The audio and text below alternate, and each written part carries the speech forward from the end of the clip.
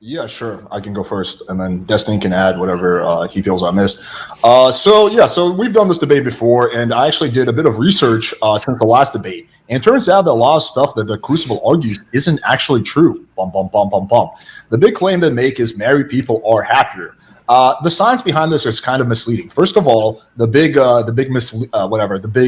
confusion here is that married people are in general most likely to get married. So I mean, happier people are more likely to get married, right? So is this a correlation or causation thing? And that's one big issue with that kind of study. Also, they found a big issue in the studies that both people answered when their partner was in the room. So can you imagine what you're going to say when your wife or husband is in the room? Yeah, everything is happy. What was really interesting that they observed is when the husband left the room, the wife's happiness went a lot lower. So all these really happy wives and these happy couples weren't so happy when their spouse was in the room.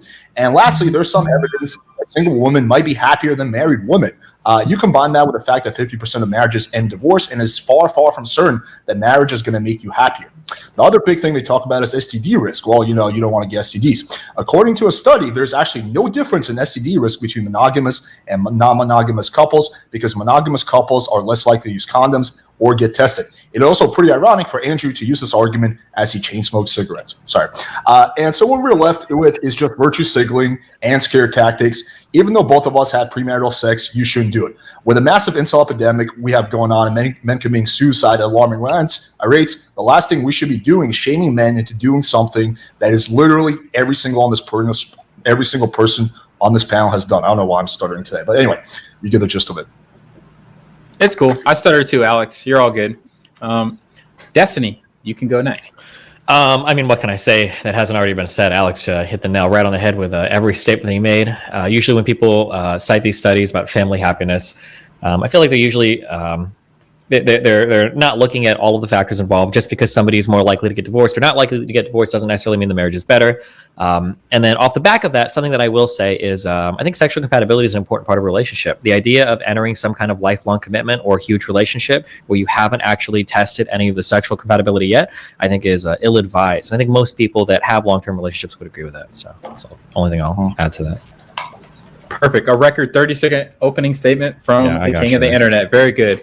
Hey, just before the right side of the team starts making their opening statements, please remember to hit that like button, subscribe to the channel, and share this all with your friends. We very much appreciate it. And remember to use @TheCrucible, or if you're on Playing with Fire's channel, @PlayingWithFire, so I don't miss your questions that I can field at the end for our debaters. Andrew or Zen, would you like to go? Yeah, I'll let Zen open first. Okay.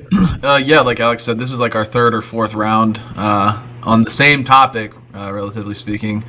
And I don't know. I guess Alex just keeps having to bring back stronger and stronger opponents, depending on how you view them. But yeah, as far as the topic goes, we're kind of going to be approaching it from the same angle. Obviously, myself and Andrew are Orthodox Christians, and that's where we're viewing our moral paradigm from. So the question of is premarital sex immoral? Obviously, we're going to say yes, because that's what aligns with our faith. But in terms of the debate, I know that you guys are not Orthodox Christians. You don't view your morals through a religious lens. So we are willing to step into your worldview as we have in the past. And really, when it comes to morality in the non-deontological worldview of Christianity or some other religion, you're going to have to be reasoning, outcomes-based, consequentialism, utilitarianism, some form or another, which will be based on the empirics and the outcomes of what you deem to be preferable is what would be moral and what we ought do, essentially. And really, it's not just about happiness, because I think that's really subjective. It's really hard to actually pinpoint what happiness is. We can also point to things like the marriage rate and the divorce rate is higher. The marriage rate is higher. The divorce rate is lower if you remain abstinent before marriage, and ultimately the outcomes that you guys deem preferable, like domestic abuse, what would you say, like cheating, substance abuse, all these things are lower when the partners remain abstinent before going into a marriage. So if you deem those to be preferable, there's not really an argument as to why we should have premarital sex or why that is a good thing, other than, I guess, just live and let live, just take a libertarian stance on everything, which ultimately falls to I have no argument for why we ought do or ought not do anything, because I can just change it on a dime whenever it benefits my pleasure receptors. So I guess if you're a hedonist, you can just claim hedonism, but then consequently you have to forfeit the debate. So that's kind of where I'm at. So that's it. Okay. Is my up then? Yes, sir. All right. So first, I reject what Destiny says about sexual compatibility.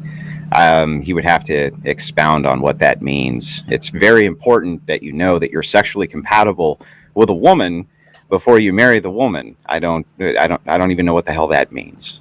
The chances are pretty good you're going to be sexually compatible with a woman. There's two parts to this, and both of you have the necessary ones. So I just have no clue what that even is about. Next, when we move on to the empiricism, I think that Alex is just picking and choosing the things that he wants to back up his consistent coomerism, and the things that he wants, which is basically to teach men how to pick up young women and have sex with them and then go about their day. And that's the end of that. And this has led to mass societal decadence for sure. You can't argue that society is better since the institution of marriage has been under attack. I don't even understand really what Destiny's position on marriage is. There's no actual reason for the guy to even be married. What's the point of it? Other than for maybe tax purposes. I don't even get it. It makes no sense to me on its face. What is the point to that? I'm not trying to make it personal. I really just want to know. I don't understand, is marriage is a commitment, a bonding between two people for life. And of course that pair bonding, if you stray from the marriage, that's basically the crux of the argument here. So I have no idea why you would want to get behind Alex on the pickup community and the red pill. It's obviously scam. The whole thing's basically a huge scam in the pickup community. I mean, we kind of know this. Most of these guys, they're not able to actually teach ugly incel idiots how to go pick up women. They basically sell them huge programs so that they'll buy them, and that's about it. So we from our side have been consistently confused as to why it is that Alex and the pickup community are so adverse to marriage in the first place, or why they think that there's just nothing wrong. Of course, even logically, you should be able to deduce that marriage is better for you than just having sex with a bunch of random strangers. It's obviously not a great idea. So we've been consistent in our message, and we're prepared to take yours on. So. Perfect. Thank you, gentlemen, all for your opening statements. Before I open the floor, I'd just like to let everybody know how the moderation will work. Kevin Ray Wilder will be more so the one who's going to be stopping everything, and I'm purely concentrating on grabbing everybody's questions from the audience. Just once again to remind you, please submit those questions during the debate. I hand it over to Kevin Ray to open the floor. Sure. I think before we start, it's important to, for Destiny and Alex, are you guys saying that premarital sex is good, or is it morally neutral? Because I think we need to first establish that before we have a conversation. So go ahead. I mean, I would say it's morally neutral. Like, it's good insofar as it can help a relationship, but I don't know if I'd say it's like morally good. Like, you ought to have sex before marriage. Okay. Alex, yeah, probably similar to Destiny. I mean, I think it's a good idea before you marry someone, you make that big commitment that you find out if you have sexual compatibility. But yeah, I don't think it's like you're a better person if you have premarital sex or something like that. Okay. I just wanted to establish that first to make sure that, I guess in a way that's sort of like the null hypothesis, right? Is that premarital sex isn't good or bad, it's just neutral. So Andrew and Zen, you guys believe that premarital sex is bad. So I'd like to I think we should start there. Just give your opinions on that other than what you've just already said.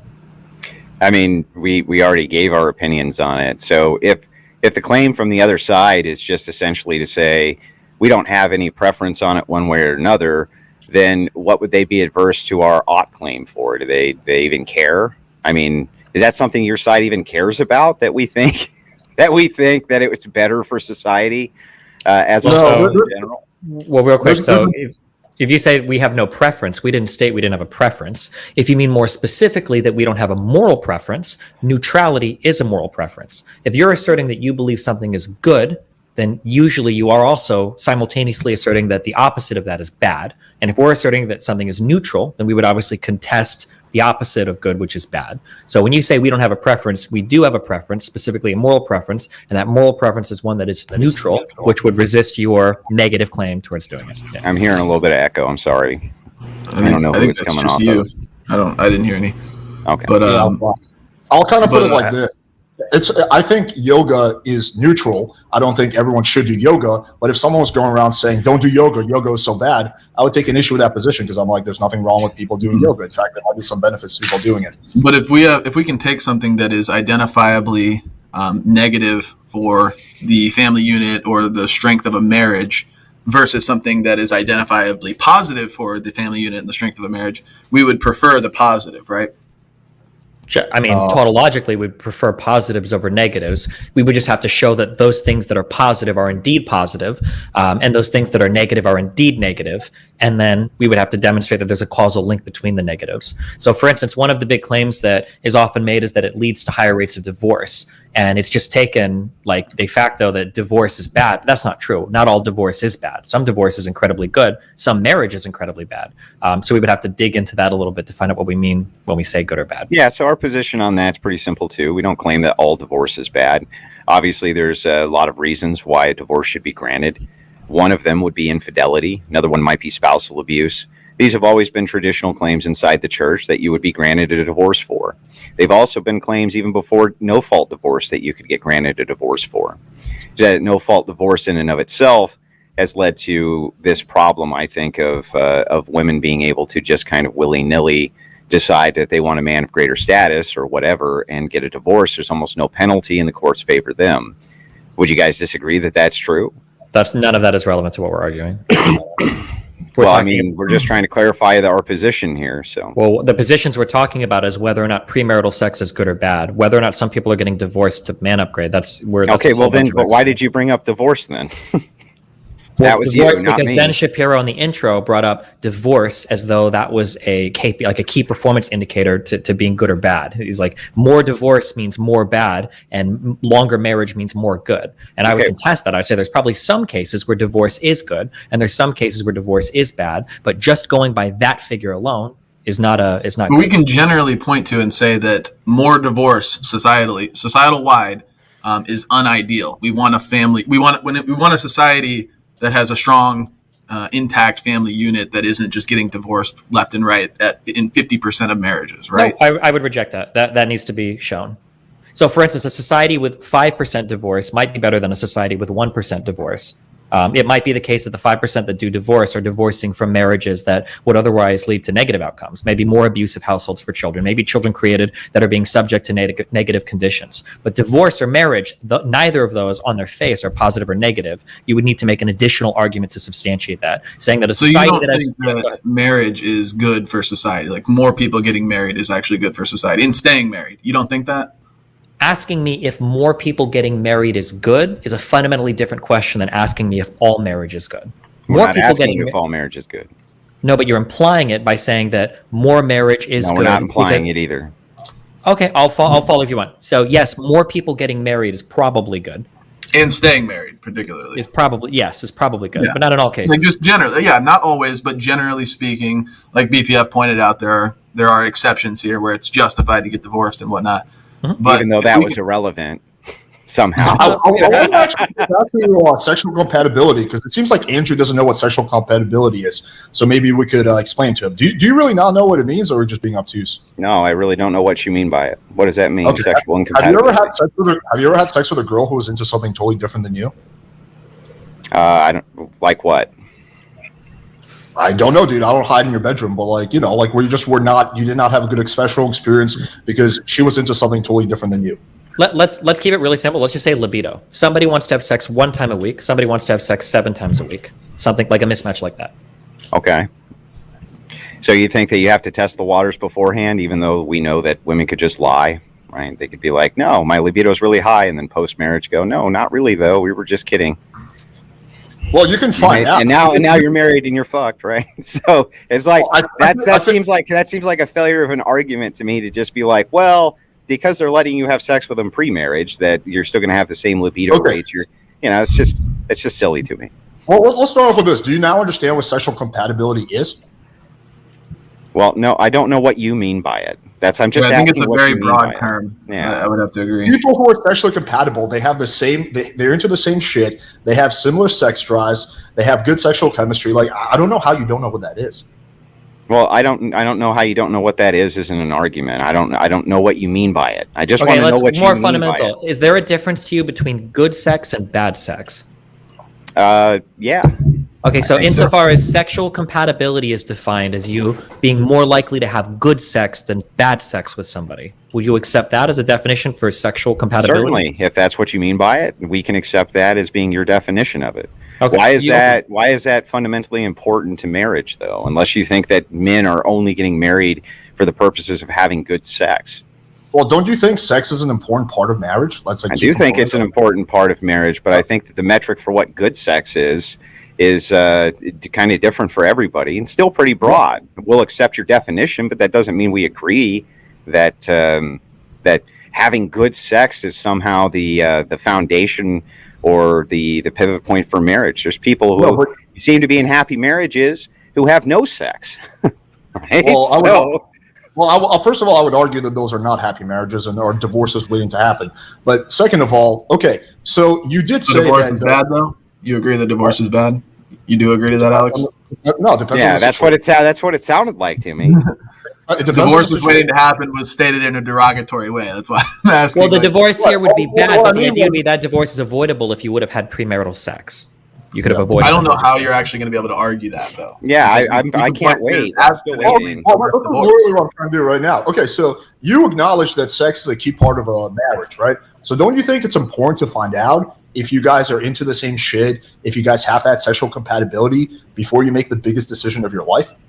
I don't think generally the older that you get with your wife, the more this bizarre notion of like mind-blowing hours-long sex is something that's just ingratiated in people's brains.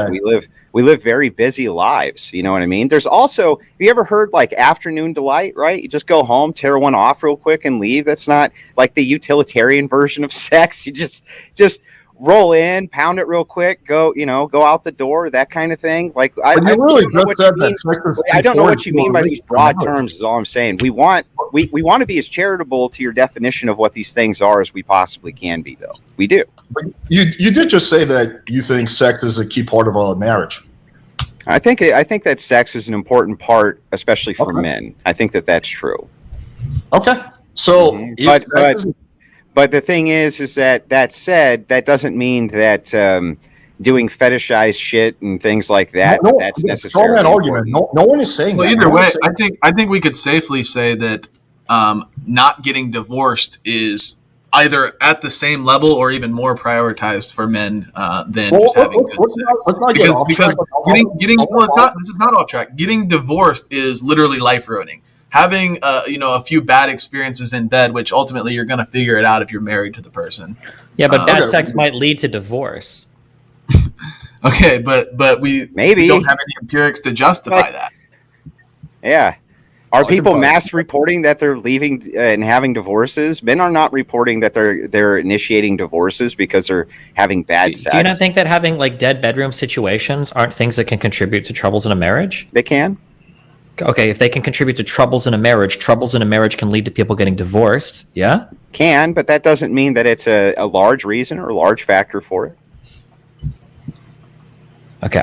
I didn't know that I needed to establish this. My bad. Holy fuck me. Sorry. Why would you think that you didn't need to establish this? Because it's pretty obvious to people that like being sexually compatible and having good sex in a relationship in some ways can be foundational to a relationship.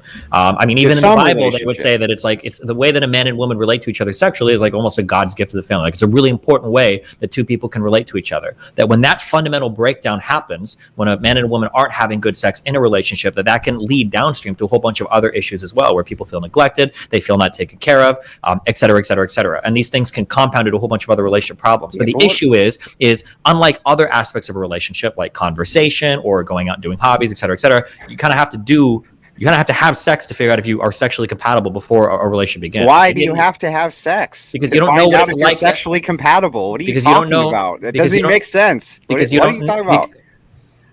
Okay, if you're going to ask the same question 3 times, because you don't know if you're sexually compatible with a person until you've had sex with them, because you can't. How do you know that, though? That's what I keep asking you. How do you know that? Okay, let's say hypothetically, let's say you have a woman and she's really into penis and vagina, PIV sex, and she gets married to a man and she discovers that he has a 1-inch penis. Do you think that he's going to have the ability to satisfy her in a way that makes her happy with the marriage? Well, I think that they would probably have established the groundwork for them not wanting to have group sex before they got married if he's not into group sex, Destiny.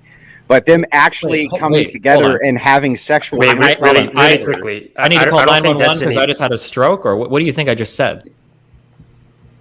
I think that you just said what happens if if a woman's into some type of other sexual activity than the man is. No, hold on. I'm sorry. PIV is penis in vagina. The dick goes into the pussy. Oh, I don't know what the Coomer terms are. I define it for you, and then I use the abbreviation. Yeah, penis in vagina. Sorry. So let's say she's into sex, DPS. Yeah, she's into sex. Okay, gotcha. Heterosexual sex. Yeah, heterosexual sex. The dick goes into the pussy, and that's a big thing for her, and it's a big way for her to feel like sexually pleased. And she finds out after marriage that her husband has a 1-inch penis. This is something that could have been discovered beforehand if they had premarital sex, but this actually happened. There's a video. And you think that that's going to be the deal breaker? Could be, yes. And you think bad sex can be a deal breaker. That's going to be a commonality that she's way into penis and vagina sex, and then we're just going to find out that most men have a 1-inch penis. I mean, this seems like a stretch, dude. No, well, first of all, this happened on TikTok. There was a video where literally this chick was like, I married this guy. He said that he doesn't want to have premarital sex. And then I found out he had a micro penis. I feel so deceived. I'm thinking of getting a divorce. Second of all, I just quickly searched Google, and lack of sex is one of the biggest reasons for divorce, a bad sex life. So there's definitely something to a bad sex life, married people not having sex and divorce. And you guys think that divorce is bad. So therefore, you would want couples to have good sex lives. Yeah, but we're not establishing whether or not having a dead bedroom is going to be problematic to a marriage. We've already said that could lead to problems inside the marriage. What we're saying is that you don't have to that sexual compatibility doesn't have to be tested for pre-marriage. That's where we're saying that there's an absurdity. We don't understand why that's necessary. Like we're made to have sex. You recognize this, right? Yeah, but different people have different sexual preferences. Yeah, but I think there's an argument to be made, and I don't know how we're going to justify any of this in any direction, but I think there's an argument to be made that bad sex is probably caused by other things like the neglect and the distaste of the partner, the loneliness, whatever, the fighting, the arguing. A lot of the times that is what will cause the bad sex, like when you're not happy in your relationship otherwise. Okay, let's say man and a woman get married, and the man really likes blowjobs, and the woman's like, "No, I never do that." Yeah, well, I mean, I think that probably would have been established before they got married. Why would you be talking about sex but not having? So, is that okay for you to have like detailed why would it be problematic to talk about sex even when you're not having sex? I don't know. You're the one that said it's like immoral to do it. We're talking about having sex, not talking about having sex. I don't even understand this line here. You think it would be like a good idea for a potential couple to sit down, have like a detailed graphic discussion about sex without actually doing it? That's like your argument. I don't know that this is even relevant to the debate, but we're just simply saying we can point to couples that remain abstinent prior to marriage typically remain intact and are stronger, less likely to get divorced. Like these are good things, right? Well, no, we don't know if those are good things. Well, then I guess that's where the debate actually is. Then we would have to have like reported happiness or something. You already agreed with my premise at the start. You already agreed that getting divorced isn't necessarily bad. I didn't agree with. No. I said that there are exceptions where divorce is justified, like if there's some sort of spousal abuse or adultery, whatever it may be. But generally speaking, on the aggregate, we want society to thrive in the family unit, in the family structure, where there's less divorce going on. Like that would be ideal, I think, generally speaking, for most people. I also think that it's super reasonable, and that most people, before they got married, will talk about their expectations in the bedroom, whether they're virgins or not virgins. And I don't know why you guys think otherwise. That's a completely you reasonable conversation. I think almost everybody would engage in before they got married, to be honest with you. Well, you just said earlier that a girl can lie. So wouldn't you want to then find out? Yeah, but she can lie either way. She can tell you. A lot harder to lie in the bedroom than it is just having a conversation. Harder to lie, than doing it in a conversation. But let me phrase the question. Well, why would it be harder to lie? A woman can pretend that she's enjoying the hell out of any of the sex you're having pre-marriage, and then post-marriage just stop having it with you. There's literally no way for you to determine any of this. Her vagina, there is, dude. When a woman is having an orgasm, her vagina tightens, she shakes. There's some visible signs of an orgasm. Like, it's not rocket science. You can tell when a girl's having an orgasm or if she's faking it. So yeah, but she can just stop screwing you, Alex. Post-marriage. She could. Whether the sex is the most mind-blowing thing you've ever had in your life, pre-marriage, we can speak in probabilities. Is there a chance that somebody could be incredibly deceitful and change post-marriage? Sure, that's a possibility. It happens constantly. You can say that it happens constantly, but as long as that number is less than 100%, which it is, it's not happening every single time. Having sex with somebody before marriage can be a way to get an idea of what a sexual relationship with them is like. Yeah, but that also doesn't happen 100% of the time. So I don't know. No, but you have nothing to lose. Well, no. Well, wait a second. You do have things to lose. That's not a correct statement. There's all kinds of things that you have to lose. You could get a chick pregnant, for instance. That's problematic. You could get an STD. That's problematic. You can get tested beforehand. You can also lower her. Hang on. You can also hold on, Alex. Let out Andrew. According to the trends currently, if a woman has more than X amount of sexual partners, and I can forward you the study if you'd like, this becomes an indicator for the chances of divorce later on after marriage. So the more they're having sex pre-marriage, the more likely it is that they're going to get a divorce anyway. And Alex, you even there are problems with this. It's difficult for you to just make the argument that no, we need to check sexual compatibility by having sex before marriage. I don't think you've demonstrated that yet. But you also agree with this too, Alex. I'm sorry, I will be quick and you can respond. Is that you agree if we look at it through your lens of like sexual market value, like we've agreed in prior debates that women who have more sexual partners, they are lower on the sexual market value level. They just are. Whatever the reason may be, most men agree. I never agreed to that. We didn't agree prior that the more sexual partners a woman has had in the past, the less attracted us and the general man is going to be attracted to them. I think some men would care. Yeah, I think also all men don't. Most men view women having like higher amounts of sexual partners in the past are less attractive. I don't know. You'd have to like present evidence for that. I think. Okay, here's some evidence for that. Here's a common saying: "Don't turn a blank into a housewife." Can you fill in that blank for us, Alex? What's the blank, Alex? Don't turn a blank into a housewife. Yeah, a common saying is not evidence. Like you have to present some kind of empirical. Well, I don't know. It's pretty, but it's common, right? It's so common that you can fill in the blank. Can you fill in the blank for us? Well, hold on. Couldn't she just lie about it, like you said? Yeah, I think like. Well, I mean, but women do lie. They do lie. Well, then it does. It shouldn't affect their sexual market value because they just lie about their it. Body count often. We know that's okay, true. Yeah, but then they can just lie about it, so that defeats your whole argument. If they're going to lie about everything else, they could just lie about this. They could, but there's other ways to make these determinations as well. Wait, what? I want to hear. I'm so curious. I got to hear. What is the other way? For instance, a reputation follows a person. You would agree that that's true. Let's say you meet a person, they don't have a reputation. You don't know.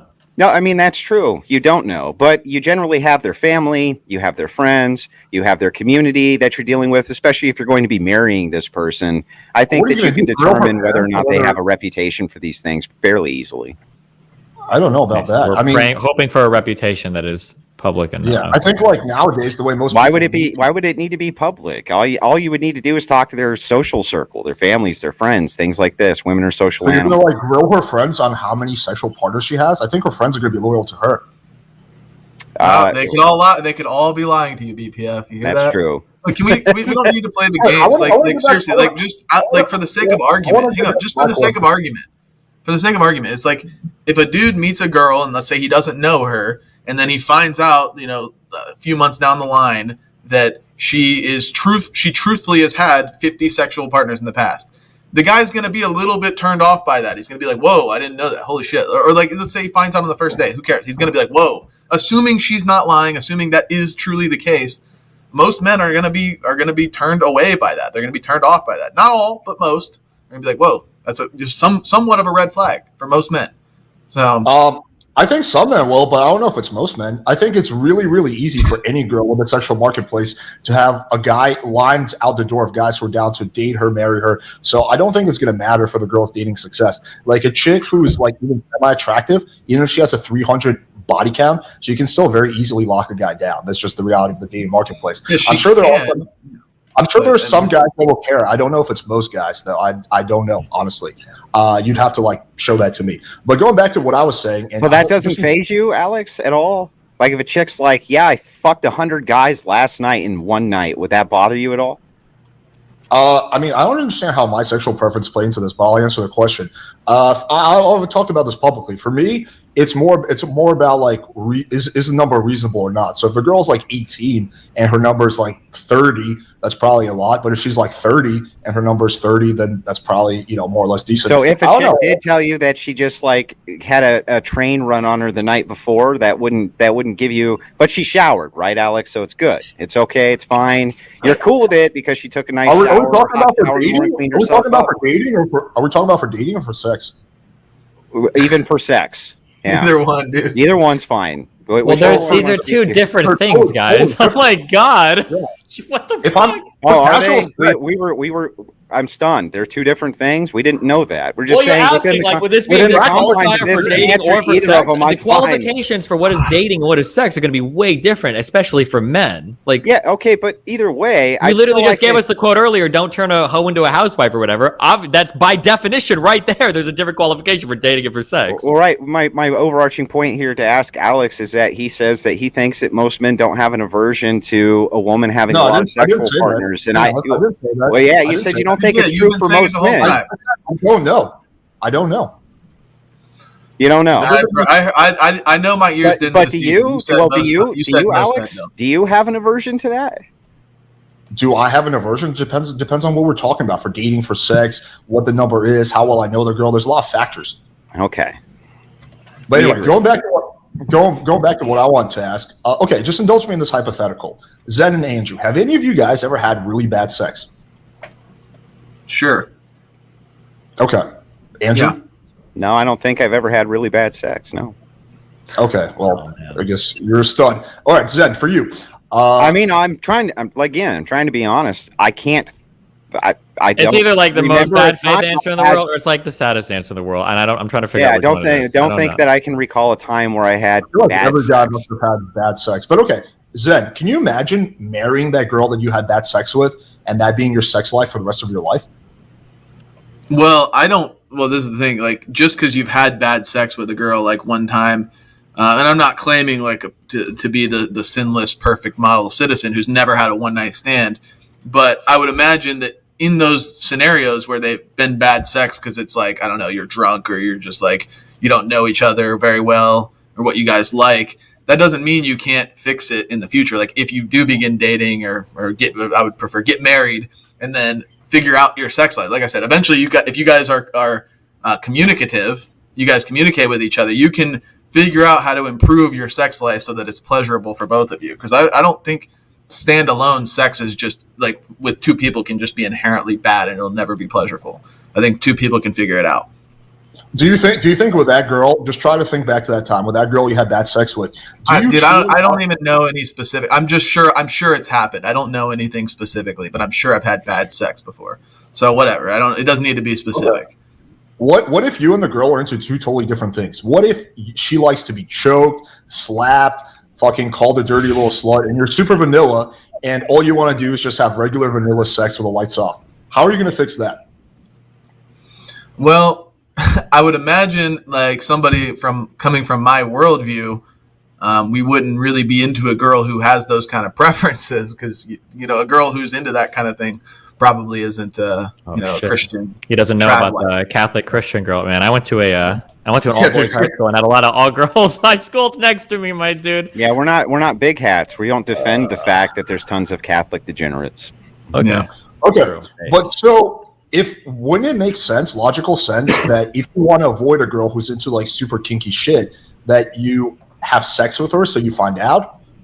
like, doesn't that just make logical sense that you kind of test the waters before you commit? Because like you said, you don't want to be married to that girl. Why couldn't you just like if you guys are both abstinent, you could just talk about it, and then she might not even know what she likes until she has sex. Exactly. So you would have to figure it out once you're married. But that's why we don't view that you commit to marriage just to have sex with somebody. No, but no one's saying that. We do view that you that marriage is better for society, and that sex is kind of like a complement to that, and also it's necessary for reproduction. But that's another topic. Okay, so Zen, you acknowledge that sometimes you don't really know what you like until you try having sex, right? I think everybody has a general idea of what they're into when it comes to sex. Well, then just at least a general idea. What's that? Well, then going back to what I was saying earlier, then why wouldn't you just if she has a general idea and you guys are into two different things, then wouldn't you want to find that out? But you could just ask her. Or she could ask you, "Are you into like choking and chains and stuff?" And you could be like, "No, I'm not into that. I guess we're not compatible. We don't need to actually have sex to find out. We could just say, no, I'm not into that kind of stuff." Okay, right, but since we've established that people can lie, don't you think you have a high probability of finding out if you tested rather than just go off what she says? I mean, yeah, but again, I think to be good faith, and I think most people do this in the real world, is that they take people at their word. They don't just assume that everybody's lying to them all the time. So at some point, I think just asking is a feasible solution to that problem. But you agree that the odds, or at least, are higher if you test it rather than just going off what she says. Well, it's not only higher, but you would know for sure. But again, okay. I don't think just having sex with somebody to determine sexual compatibility is what we're not arguing that that's a good thing. We don't care. We don't care for sexual compatibility. What we care for is a strong family unit. Okay, okay. I want to make sure I understand your position. So you're saying that yes, if you have sex with a girl, you will know for sure if you guys are sexually compatible. However, not necessarily, because like I said, you could have bad sex with a girl on the first time, or you can have good sex with a girl on the first time, and then every time after that could be completely opposite of the first encounter. You will know for sure. So maybe I'll just retract that. Maybe you wouldn't know for sure, because there could be. Yeah, I will retract that actually, because you could have really good sex with a girl the very first time, and then every single time after that it could be awful, and vice versa. So, okay. Let me phrase the question like this: do you think, generally speaking, the probability is higher if you tested with a girl and have sex with her rather than just going off what she says? No, I think that the probability would probably be higher that two virgins who ended up getting married would most likely have a much more fulfilling sex life. You're not answering the question. That's not the question. I'd like to get an answer to the question. So do you agree that, generally speaking, the probability would be higher if you test the waters and you have sex with her? Higher for what? Find out if you're sexually compatible. I don't know. Because again, like, you mean just have sex one time or have sex 100 times? Either or. You just have sex with her. Like, every time you have sex with her, that's a little bit more evidence. But let's just assume you have sex 10 times. Do you think you're going to get a better idea of whether you're sexually compatible just going off what she says, or having sex with her 10 times? Yeah, obviously, when you actually are doing it, you're going to learn what is more or less compatible with each other. But again, that's not the metric that we're going by. And like BPF said, and I think you can even reason this just as a human being, logically speaking, two people that don't have any other standard to compare to, they aren't going to be saying, "Oh my God, this sex is awful, this sex is horrible." They're going to say, "This is the only sex I've ever had. We're going to just have to make it work because we're married." And abusive relationships, by the way. I think pretty much everybody would be able to do that. But, so you're saying, yes, you will be more likely to find out, but I don't think sexual compatibility is important. Okay, but you do think that people staying married is important, right? Yeah. You don't think sexual compatibility plays any kind of role in the likelihood a marriage stays together? You didn't say that. I didn't say it plays no role. I just think I would argue there's got to be a strong argument here. I pull up the studies. I don't really fucking care, but a lot of people would agree that when people are having bad sex, it's not just because they're not sexually compatible. It's because there's other things going on causing it. They're being neglectful, they're resentful of their partner, whatever. Yes.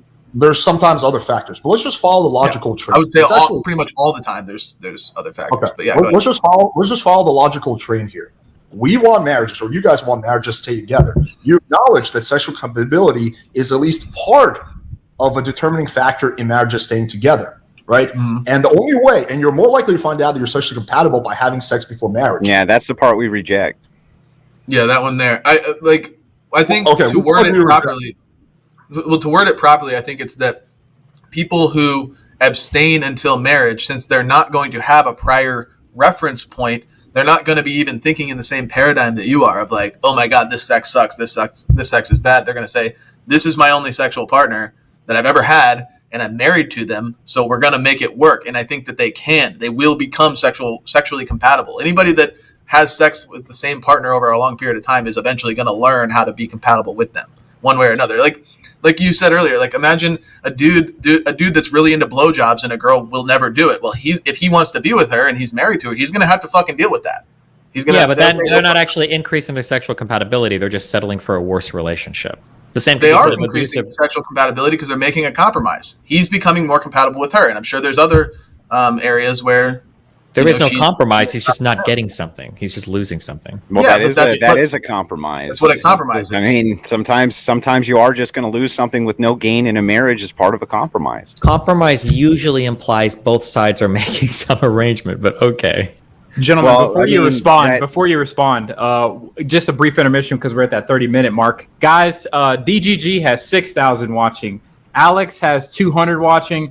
We on our chat have at least 200 something watching also right now, but none of our numbers are reflecting anything on that like button. So if you could please, since we're talking about smashing tonight, smash the like button at least. Smash the like button. Remember to subscribe. Andrew, you were the last one to talk, so please go. Yeah, where were we at? We were talking about compromise in marriage. Yeah, no, I mean the compromise is that if you want to have a healthy marriage, there's going to be some things that your wife's not going to want to do, or that you're not going to want to do, that you have to compromise on. That is a compromise. You're just saying, well, no, you're not. You're just not getting what it is that you want. It's like, no, I think that there's more to it than that, and I think that is how we compromise in marriage, for sure. Which marriage do you think is more miserable? Why does that sound miserable?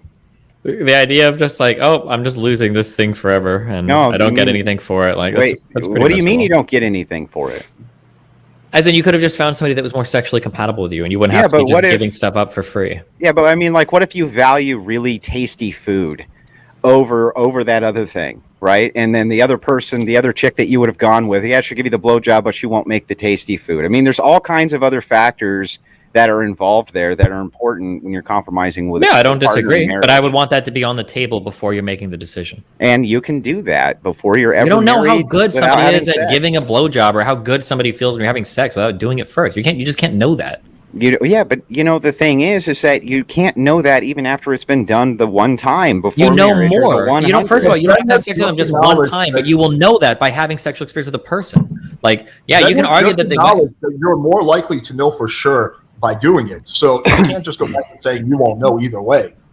Even if we grant this to you and just say, okay, maybe we just say, okay, maybe you're more likely to know for sure that there's some type of sexual compatibility. We still don't think that would be a deal breaker in a marriage on either side, and that there's a lot more at play here inside of a marriage than just this thing. So for the purposes of moving the conversation along, because we're just stuck on this point, we'll just say, okay, it's possible that you could know more about your sexual compatibility by having sex with somebody before you get married to them. Sure. We'll just go with that. I still don't think it affects our argument at all. Okay. I mean, it's a pretty common sense point, but okay, I'm glad you granted that. Okay, so given that, two scenarios. One, we have a married couple, and the husband likes to have sex once a week, and the wife likes to have sex 7 times a day. And they're into totally different shit. The wife likes to be. You mean like every marriage ever? Go ahead. Sorry. The fact that you're saying that already kind of shows that like you need to shop around more for sexual compatibility before. It's just the joke Come is that on, men have a higher crack a sex smile, drive. Destiny. It was funny. Well, it's not. I mean, like, it's funny. It's only funny to you though, because it only makes sense to you because you've been. No, it's just because men have It a makes higher sense. sex That's not drive necessarily than true. women. Tons an of women old have trope. Come tons of on. women have huge sex drives, but you Yeah, have no idea. You don't even it was know. a You have no joke, idea. It was a joke because It's a Okay, subtle we can move on from the joke. We can move on from the joke. I need I'm to saying it's explain funny. the joke. to Guys, make guys, it less guys, funny. hold on. I gotta explain the joke to make it less funny. Get in there, Kevin. Get in there. Okay, You all gotta right, shut Zen, it down, go ahead and Kevin. explain the Men have a higher joke. Go sex ahead and too explain crazy, the You joke. don't understand the joke. It's just Yeah, funny we get because the it joke, reveals though. like an underlying like Was fundamental it misunderstanding a of the world. dog? Was it a dog whistle, Destiny? Are you calling out the dog whistle? Is I'm that? just All right, let's projecting. move I'm on just from the projecting. joke. But seriously, guys, let Destiny go. Destiny, finish your No, I statement. said my Go thing. for I it. was just commenting on the thing. Go ahead. I'm done. Okay, so what I was saying is you have a situation. One is, again, the wife who likes to have sex like fucking 7 times a day, and the husband likes to have sex once a week. And the other marriage is they both like to have sex once a day. Now, if you had to bet money, which one of those would you bet money on that is more likely to work out? I don't have enough information. So you think that? I literally wouldn't be able to tell you. Literally would not be able to tell you. So you think it's that? just a probabilistic thing for one or the other. You don't have to say it's going to absolutely. It's just like probability. What's more likely? Just probability. Yeah. Don't know what I don't know. Literally don't know. Oh, Literally man, do not dude. know. Well, 7 times a day, or 7 times a week, or did you say 7 times a day? Look, it doesn't matter. The point is, Once a it day don't- versus once a week. Dude, I oh my God. Don't you think that kind of level of sexual compatibility could potentially jeopardize that marriage? you're not making an argument right now. You know that? Like you I'm guys, trying I to don't know make why. Like the snug laughing and like I don't like you're not making an argument that we actually have to concede to or contend with. Like we don't know what you're talking about. You're not Yeah, I providing know. enough information. okay. to us. What would we need? I'm just curious. What would we need to change your mind on this? So you guys base everything off of empirical data and studies, right?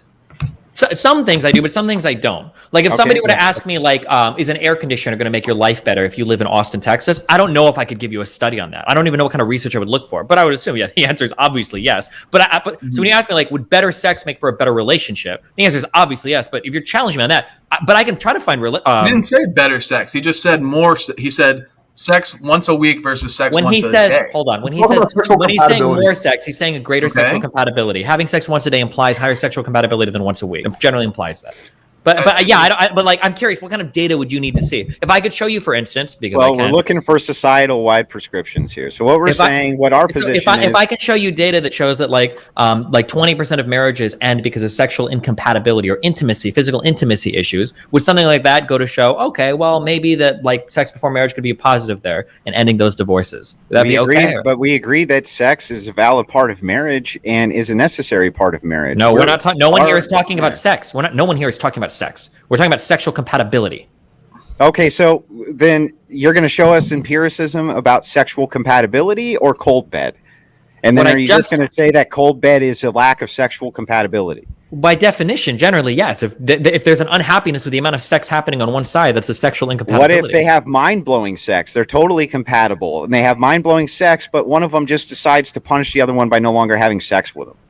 You're not engaging in the hypothetical, bro. Well, no, I right mean, now. I would. To What do be you, I mean, clear, that's it's like, exactly what I'm engaging in. what if it's like when you have sex once a week and it's like mind-blowingly good, like top tier, but if you have sex once a day, it kind of gets a little bit stale after a while. What if that's the case? That's It's why we're saying it's possible not that somebody necessarily having it's possible that somebody having less sex could have a more fulfilling sex life than somebody having more sex. We were just using that as a proxy for having better sex because when we say good sex, both of you guys lose your minds. So if you want to call it mind-blowing sex, then sure. A couple that has mind-blowing sex versus a couple that has not mind-blowing sex. Which one is more likely to succeed? Wait, how did we lose our minds? Oh my God! Can we not derail? Let's This not is derail. like Destiny debate. I mean, I would really like No, to hang know on, how hang we on. lost No, our minds. Andrew. Which one No of us do you derailing. think spurred Pick up a on any of this? I'm confused by where we lost our minds here, Destiny. Andrew, you're derailing right now. Focus on the hypothetical. You guys do this shit all the time. Just focus on the hypothetical. Okay, give us the hypothetical again, Alex. Destiny, you want to do it or should I do it? We'll just make sure that we get it down. So we'll engage with this, or we'll end up sticking on this forever and ever. So what's the hypothetical? Okay, you have two relationships, okay? Mm-hmm. Ceteris paribus, all else equal, okay? All else equal. Got it. Okay. All else equal, one couple has mind-blowing sex. The other couple has mediocre to no sex. which couple is probably more likely to succeed? Probably the couple that has mind-blowing sex if we're doing all things equal. Okay. Yeah, so I agree.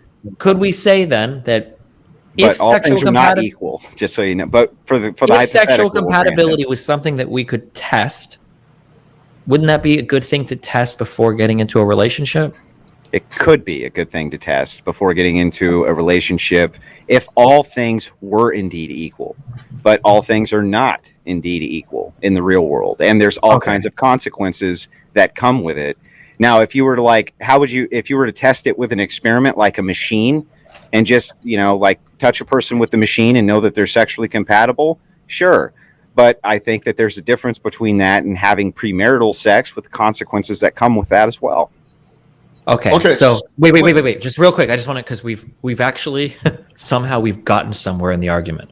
Holy shit. So now we've all agreed that being able to test sexual compatibility before relationship is good, but there are drawbacks to it that outweigh the benefits. That was our position from the beginning. That's okay. No, it wasn't. Yes, it was. Okay, fine, it was. We're just retards, and now we've caught up to your big brains. Okay, so we're caught up now. Thank you for catching us up. So now we all agree that that's the case.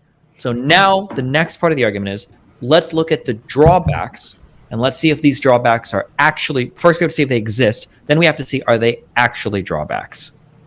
Okay. We can do that. We'll go ahead and just concede it for the purpose of moving along. We're not conceding anything. We just caught up to you. No one's conceding anything. We're all good. Okay. Gotcha. Okay. So we're moving this along, and what is it that you want to know? You want to know what the drawbacks are to having premarital sex? Yeah, so let's go through some of the drawbacks of premarital sex. Okay, the first drawback is the more sex that a woman has, the less likely it is that she's going to stay in a successful marriage. Okay. Okay. Wait, do we want to just list? Do we want to list all of them and then we can go down the list? Do you guys Okay, consider that one at a time? Yeah. Okay, one at a time. That's fine. Okay, go for it. Do you consider that a drawback?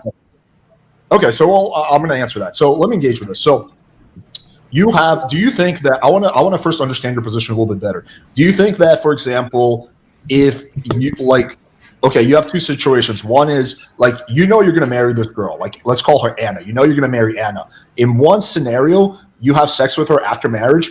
In one scenario, you have sex with her before marriage, but then you marry her anyway. And then you guys, do you think that she's more likely to divorce you because you had sex with her before marriage? Hang on. Restate that one more time. I want to make sure I get it down. I had trouble following too. Yeah, go ahead. Okay, I'll explain like this. Okay, so you're going to marry this chick Anna, right? In one scenario, you have sex with her after you guys get married. In another scenario, you have sex with her before marriage, but then you wind up marrying her. Do you think one of these is more likely to lead to divorce, or is it the same shit? I don't think one of them is necessarily more likely to lead to divorce. No. But let me ask you a hypothetical, Alex. Let's take our same girl, Anna. Do you think that Anna would be more successful in finding the partner that Anna wants if she had slept with 100 men or if she slept with 0 men? Wait, say that again? What? Do you think that Anna would be more successful in finding the partner that she wants if she had slept with 100 men or if she slept with 0 men? I don't know. You don't know. So I don't. Here's the thing. You can't critique us. When you give us a hypothetical, we say we don't know the answer to it. It's not enough information. So let's use Destiny's take there. All else equal. So all else equal, Alex is saying just engage with only the hypothetical. Everything else is going to stay exactly the same.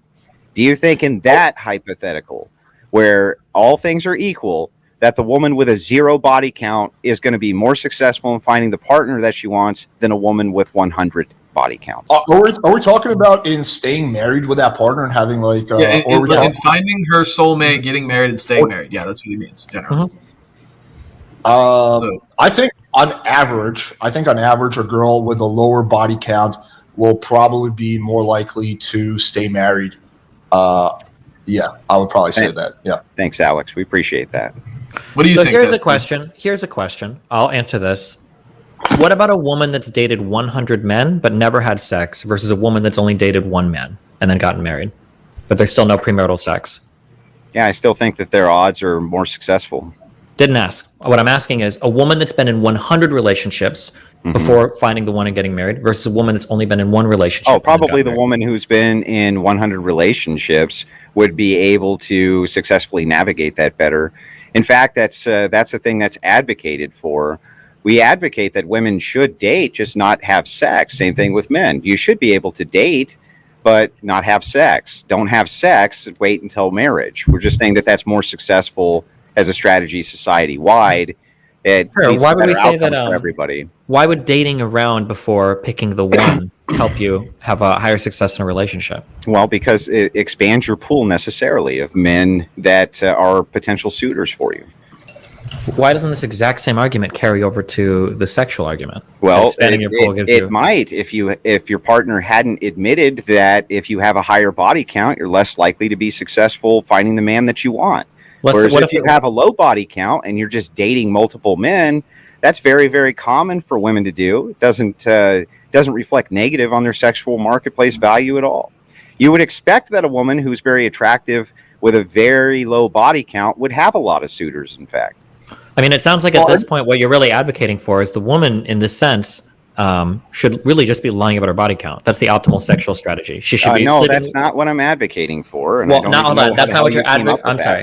That's not what you're advocating for. I'm sorry. I know that triggered you. It's not what you're advocating for, but it'd be like the logical consequence of what you're saying is that what a woman should do is she should sit around, but she just lie about her body count. Or she could just have a lower body count, or ideally, or she could just not sleep around and not lie about it. Yeah, but having the lower body count, though, since we already agreed that having premarital sex is a better indicator of postmarital sex, that sleeping with somebody beforehand is going to help you figure out if they're more compatible with you, just like dating them before marrying them is going to help figure out if they're more compatible with you. So the woman should be dating and sleeping around. She just shouldn't tell the person. Well, there's no argument for why learning you smuggled a bunch of bullshit in there that I didn't say. Okay, can you tell me one thing that you believe I smuggled? So the first thing is you said you're going to find out that you're more compatible. And I'm guessing you mean sexually compatible? Yeah, we already with other men by dating them? No, by dating and having sex with them. You'll find out who you're more sexually compatible with. Okay. I just want to make sure I had that down correctly. So the problem, do you have any issues with me saying that women who have a lot of suitors and not having sex with them, that's in no way problematic in your worldview? You don't think that that there's an issue there, as Alex granted, that if a woman has a lower body count, she's more likely to be successful in finding the partner that she wants, right? Well, is it having a lower body count, or is it having her partner know her body count if it's high? Because those are technically two different things. Well, it is technically two different things, but the implication would be that the partner knows. If you don't know, you don't know. But the thing is that would that maybe grant incentive to lie? I guess it could. But we're not going to just assume that women are going to lie about... Well, we're not just assuming, we're just looking at the incentives. If we agree that premarital sex can be an indicator to postmarital sex, and if the guy only cares about the body count he hears about, and also, not to appeal to anecdote, but we all know that women lie about their body counts. So, it seems like that's like the natural why do they do that? Wait, so do men. But so do men. Destiny's right about that. Men lie the other direction, right? Yeah, men lie it up. Sure, but I'm saying that it feels like we have the ideal world for women being incentivized to sleep around, but then lie about it because she's trying to get an indication of how the postmarital sex is going to be. Well, nothing. Why did they lie? Wait. Why did they lie and say that their body count is lower, Destiny? Why do they do that? Because men tend to prefer people with lower body counts. Right. So wouldn't that follow that if a woman actually does have a lower body count, she is objectively more marketable to the man in terms of attractiveness? Obviously, she can lie, but assuming everybody's being truthful, the woman who has the lower body count is more marketable to the man. I'm not going to assume. I would never assume everybody's being truthful here because the incentives. We have to follow the incentives. No, we could just say, what if everybody's lying about everything now, and now there's no argument to be had because what if we're all lying? Everybody's lying about. You have incentive to lie right now. But we literally all just said that the incentives here are not only to lie, but that people do lie. Men exaggerate up and women exaggerate down. What if we were lying about that? Yeah, what's your incentive right now not to lie to us while we're in a live debate? Isn't your incentive to not be good faith at all? Well, I never lie actually because I have divine revelation from God and he tells me the truth and I deliver. What if he's So lying? I cannot tell a lie. God can't lie to me. Look at that. Impossible. Destiny went to precept. I've got divine revelation. I'm actually being told right now by God, so I cannot be lying. Call back the precept in a debate. If you're going to tell me that I'm lying, tell me your ultimate truth. What is the ultimate objective reality that you rest on? Why are you derailing to meta ethics, Destiny? Why are you doing that? Okay, I think he's trying to be funny, but well, no. So I guess we're having with perfect information. I guess now. Please give him the gospel. We definitely don't want to go down. Please give him the gospel. No, we want to go down this road. We want this road. I'm mainly here to make sure that we do not go down that route. Kevin's right. Okay, let me go back to my analogy because I was just about to make a point. Go ahead, Alex. So, in the Anna example, you said if she has sex with you before marriage, it doesn't actually affect her divorce risk, but it does affect her ability to find out if you're sexually compatible. So then how is having sex with Anna, a premarital sex with Anna, negative? If you just said that it doesn't affect her likelihood of divorcing you. I'm sorry. It's really hard to follow these. Like the way you word them is like hard to follow. Can you try again? Okay. You said in the Anna example that I gave earlier. I gave you two scenarios. I said one is that you have sex with her before you get married. The one is you have sex with her after marriage. And you said, and I asked you, is one of those more likely to lead to divorce? And you said no. Right? Correct? I would actually say that empirically speaking, since women with remember this was stated under an all else being equal, meaning there was no other contributing factors whatsoever, just this, no external factors, nothing. That's said so that you engage specifically with the terms of the hypothetical, but just understand what that is. There's an implication here that things are all equal, but they're not going to be in real time all equal. We're trying to figure out the difference between correlation and causation. So I'm trying to figure out if you having sex with Anna before you marry her is more likely to lead her to divorce. Because from your guys' perspective, all causation is just correlation. It's just X amount of correlation. You can believe it because you believe that there's with some degree of certainty, right? Absolutely not. That's not. So you believe in objective truth then? Okay, hang on. You're derailing again. Once again, Andrew. No, I'm not. That's not a derail. If you're saying that correlation and causation are not the same, that it's not just correlation because you don't want to engage in a hypothetical. You're derailing because you don't want to engage in a hypothetical. So I'll answer your hypothetical. Here, I'll answer it. I think I understand it. It's that all, like Andrew said, all else being equal, there may not be anything identifiably like bad about the sex before marriage or remaining abstinent. But if we, since in reality it's not all else equal, we can look at the empirics and there is a close correlation between women that remain abstinent not getting divorced and women who don't remain abstinent and getting divorced. Like there's a higher chance of divorce if you don't remain abstinent and vice versa. So that's probably the best way to engage with your hypothetical. Right, but we can't confuse the macro with the micro. There's macro trends that don't apply to the micro. So I'm trying to figure out if you think that just by having sex with a girl before marriage, you are doing something that actually causes her to be a higher divorce risk. And it sounds like the answer is no. No, the answer is yes. Oh, so now the answer is different. Okay. No, the answer has never been different. We already established this because when I turn the hypothetical back around, you say that women with a lower body count are more likely to be successful in a relationship because men prefer them. If we know that that's true, then that means just the act of you having sex with them is going to be bad for her. Even if you plan on marrying her, so you have sex with her. Well, that's now you're adding qualifiers to it. But no, that was literally the hypothetical all along, dude. That was the hypothetical all along. You plan on marrying her. One scenario, you have sex with her 3 months before marriage. One scenario, you have sex with her, 1 week after marriage. Is there anything about you having sex with her before marriage that's going to cause her to be more likely to divorce you? In that specific situation where it's like 1 week to one after, probably not. Wait, hold on. Shouldn't you always have sex before marriage then? Because let's say that you've met a woman and let's say you're going to marry her. In one sense, you could have sex before marriage. And then in the other sense, you could have sex after marriage. Let's say that in the first sense, you have sex before marriage and then you get married. In both senses, hasn't the woman only had one partner? Yeah, that would be true in that particular case, that in that sense, they've only had one partner. But okay, go ahead. Sorry. So if you know you're going to need to have nothing else to say on that. I was going to quickly say that I was going to quickly say that the sources that I've looked at have specifically said like divorce rates when a woman has had one sexual or zero premarital sex partners versus one versus two versus whatever. Well, like, but is the one premarital sex partner the one person they get married to? So like if a woman had sex with the only one person and then went on to marry them, that would still be considered a premarital sex partner. But having zero premarital sex partners, again, in everything that I've looked at, I can send them to you if you want, have shown that zero premarital sex partners are less likely to end in divorce. But if you're serious about marrying the girl, right, her body count is going to be 1 either way. Shouldn't you have sex with her before marriage so you could at least find out if you're sexually compatible? If it doesn't. Well, what if you're not sexually compatible? Then do you not marry her? Yeah, but at least you found out before you had to get. But that's not great. But that's not very good for her, is it? That's not great. You better make sure you're serious about the person you're dating, then. Well, this whole sexual compatibility thing is like I think it's beginning to throw me for a loop, and a lot of people that might be watching. It's like it's not like there's those little toddler toys where you got the square hole and the circle block, and it doesn't fit in the circle block. We all know that like generally dicks and vaginas all are generally the same shape and they're gonna fit in one way or another, and you can fucking make it work. That's what I'm saying. Like even if it's not good the first time, you're not compatible, whatever that means. Like both of you didn't enjoy it to the maximum, your maximum pleasure receptors allowed. You can find a way to improve your pleasure because the dick still fits in the vagina, for lack of a better way of wording that.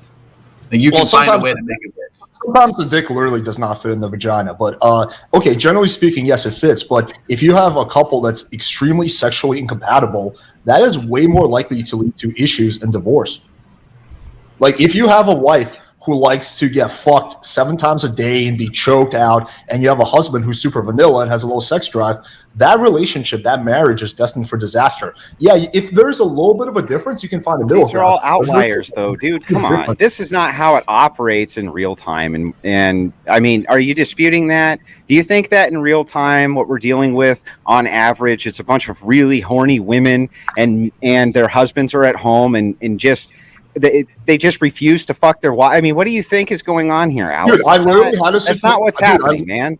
No, that actually happens all the time. I had it's kind of anecdotal, but like 4 or 5 years ago, I had a situation where I hooked up with this marriage, and she was telling me about her husband. I was like, this guy sounds pretty cool. What's the issue? And he's like, yeah, we're just totally sexually incompatible. He's into like fucking like peeing and shit. He doesn't actually fuck me. He just wants to piss on me, and I'm not into that, and I need to get fucked. So that is a direct example, even though it's anecdotal, of like a marriage that is leading to divorce because they're totally sexually incompatible. And if they found that out beforehand, then I'm sorry, Alex. I don't think that most marriages are ending because men are just wanting to pee on their spouse and their spouse just wants to have regular old sexy sex, right? So just like, no, Alex, I reject it. I think it's foolish. I think it's silly.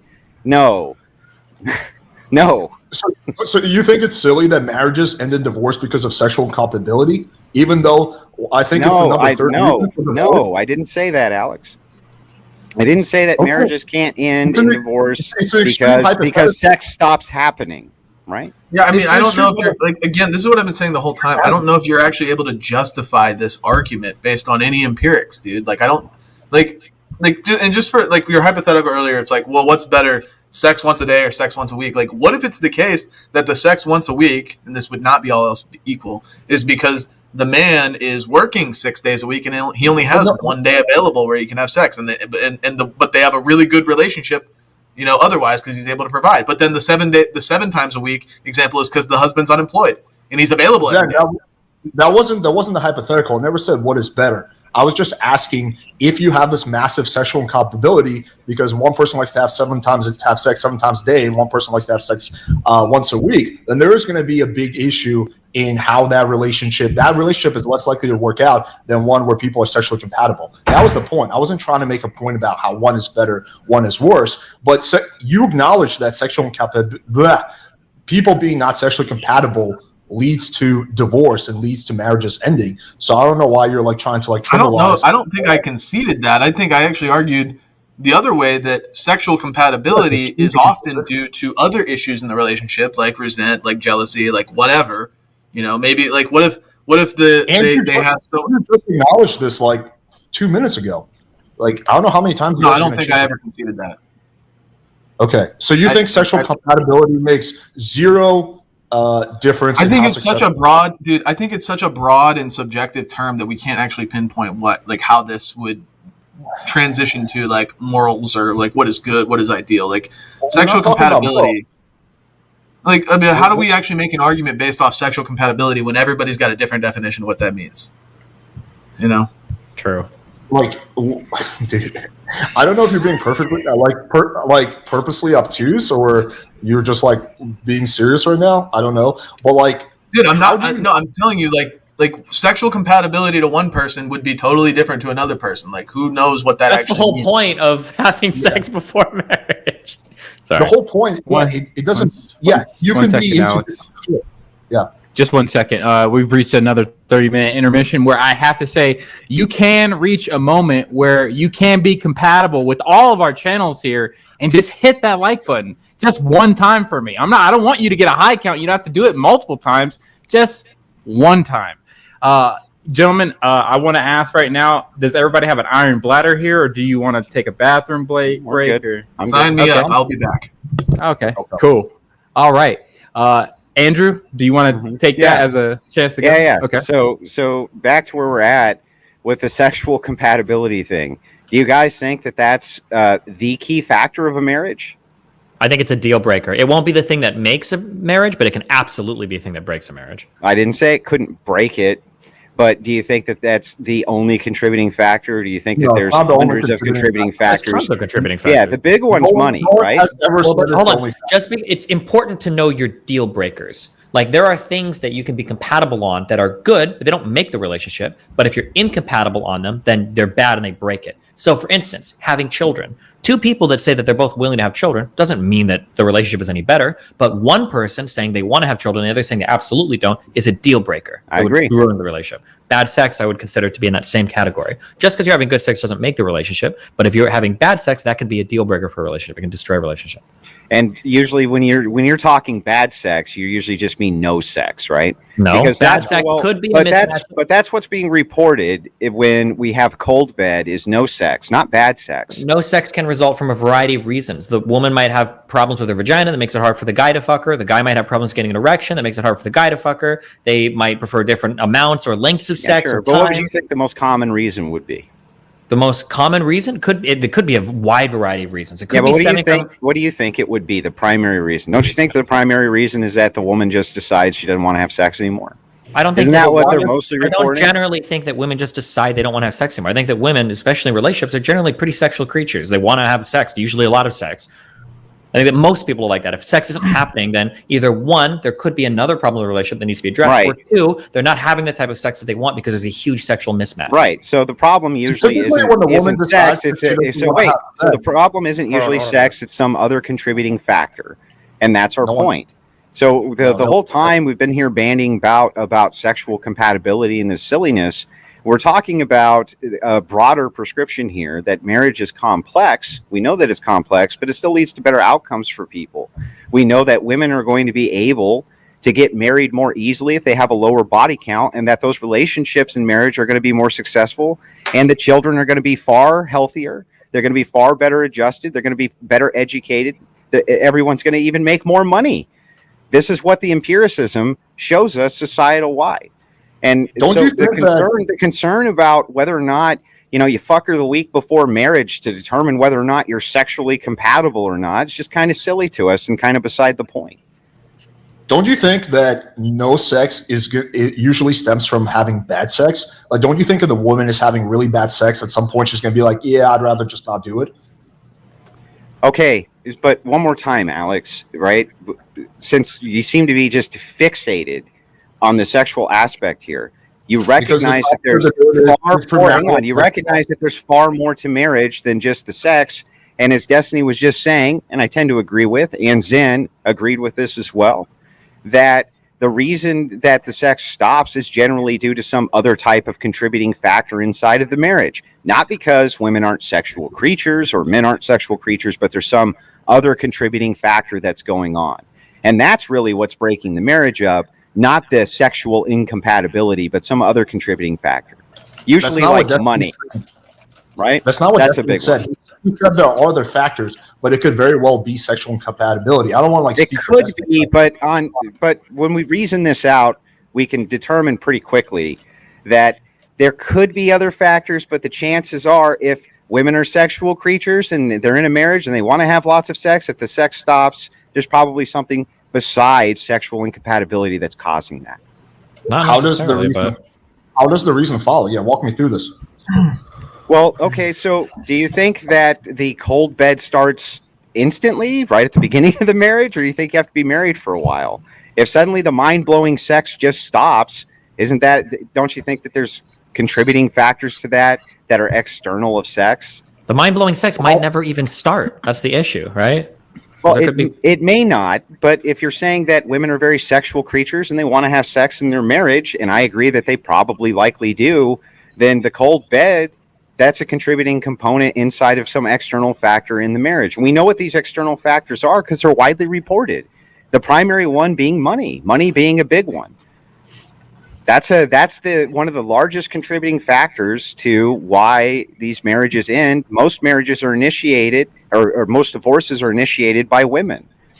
And but I mean, marriages also end because of sexual intimacy issues, right? I think I was just Googling around it. It looked like the fourth common cause was intimacy issues. Yeah, but what causes those intimacy issues? Sometimes it can be sexual incompatibility. It could be. And sometimes maybe that's true, but we're looking at the primal causes. But you don't know what the primal cause of sexual incompatibility is. You're just assuming it away. Really How am I assuming it away? Before you guys respond, just for DGG, this is Destiny's chat. You guys, I've been marking down from our chats and playing with fires the super chats, and they will be fielded. But I have 0 super chats from you, so I just want to make the record clear that on Destiny's side, if you super chat to his channel, I will put it up later for these guys to be interacting with. So please, if that was a question beforehand, you can do that now. Resume. Sorry. Okay. Anyway, I'm not brushing anything off. I'm saying that generally speaking, you're not married for 5 or 6 years and then the sex just dries up because they're just no longer interested in each other sexually. There's a contributing factor. So my question here would be like, how many times do you think you need to have sex to determine sexual compatibility? I'm just curious. Like once, twice, 10,000 times, 20,000? How many times you guys think you need to have sex to determine the sexual compatibility you're talking about? Oh, I think it really depends on the couple, but the more times you do it, the more likely you are to be sure of your completion. Why are you more likely the more times you do it versus the least times you do it? It's more data points, right? Yeah. But it's going to depend on the couple. For 2 virgins, you might have to have sex fucking 100 times to so what should the incentive be to ever get married? Why should you ever get married if you just want endless data points by having premarital sex to ever make the determination for sexual compatibility? You want the most data, right? What's your cutoff point? Is it the only reason you get married is just to have sex?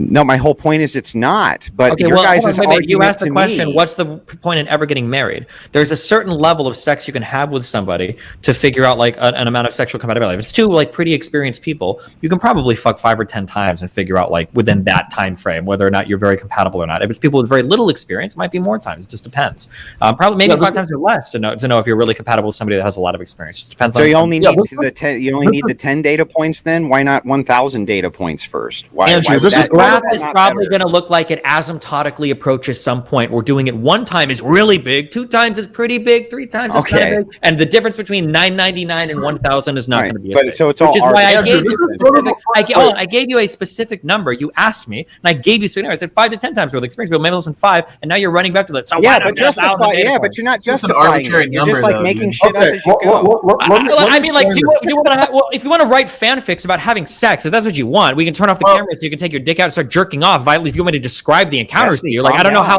how deep you want to get into the actual conversation. Calm down, Andrew. This is sort of like asking if you're a business person, why would you ever hire someone where you can just keep interviewing them and get more data points? At a certain point, you feel like you're confident enough that you've interviewed this person enough, you've talked to him enough that you can safely hire him. It might still be the wrong decision, but you're better off hiring someone that you've interviewed a few times than someone that you've never interviewed. It's the same argument.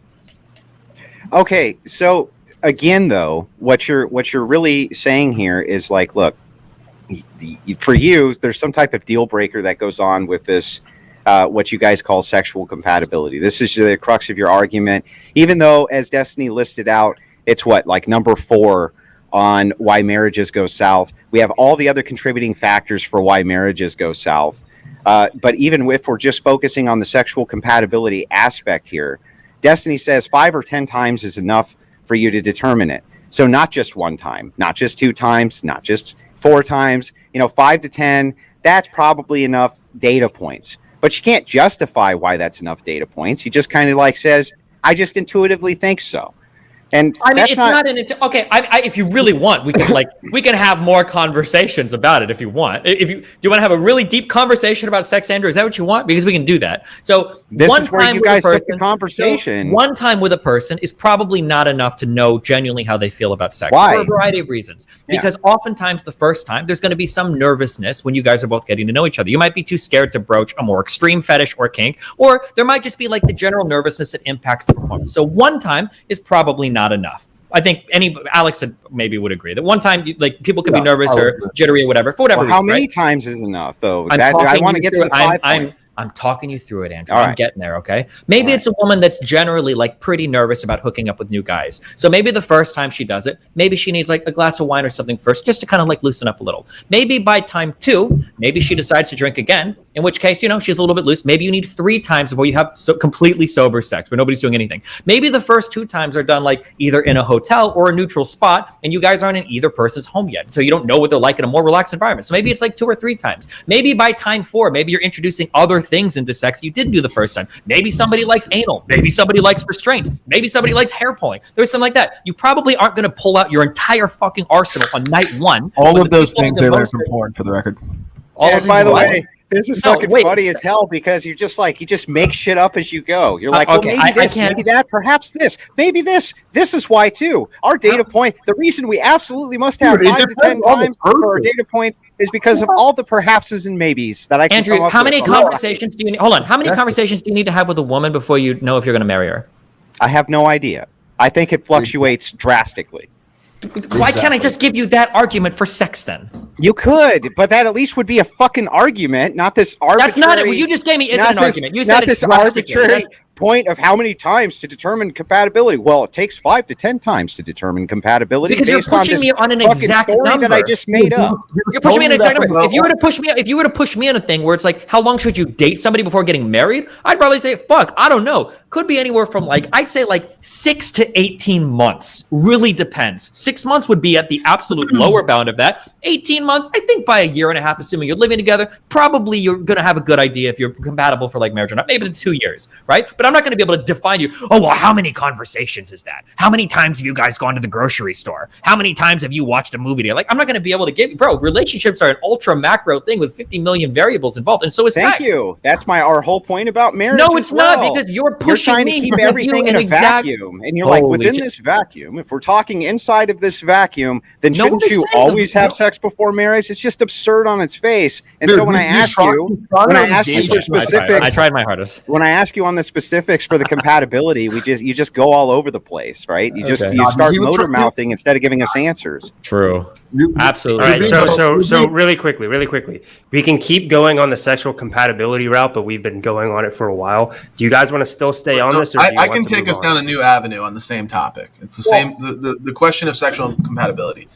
So you guys want to continue with the sexual compatibility? Because there's something I want to explore, and I don't exactly know how this is going to go. So don't take me. I'm not trying to. I'd like to make one more point before we explore whatever Zen wants to explore. Yeah, go ahead, Alex. Okay, so Andrew, I think you're being a little bad faith right now because that's literally what Destiny was doing the whole time. This is sort of like asking being bad faith. Yes. This is sort of like what? Nothing. I was just messing with you, Alex. Go ahead, man. No, I said Andrew, not Destiny. That's what Destiny was trying to do the whole time. I don't know. No, you said Andrew. I think you're being bad faith because that's what Destiny's been doing the whole time. And I was like, yes. So I was joking. It was a joke. I was kidding. Relax. Yeah, I got you. What I meant was, you know what I mean. But anyway, so that's sort of like asking a potential employee, well, how many times are you going to interview a potential job prospect? Well, is it going to be 2 or 3 times, right? It just really depends. So that's not really an answer, question you get a straight answer to. But I want to follow again this logical trail. I know I've laid it out a few times, but once again, very simple, very straightforward. And your guys' answer keeps kind of changing on this, so I want to lock this in. So you say that sex is an important part of marriage, even if it's number 4, it's still an important part of marriage. You can increase your chance of finding out if you're sexually compatible by having premarital sex.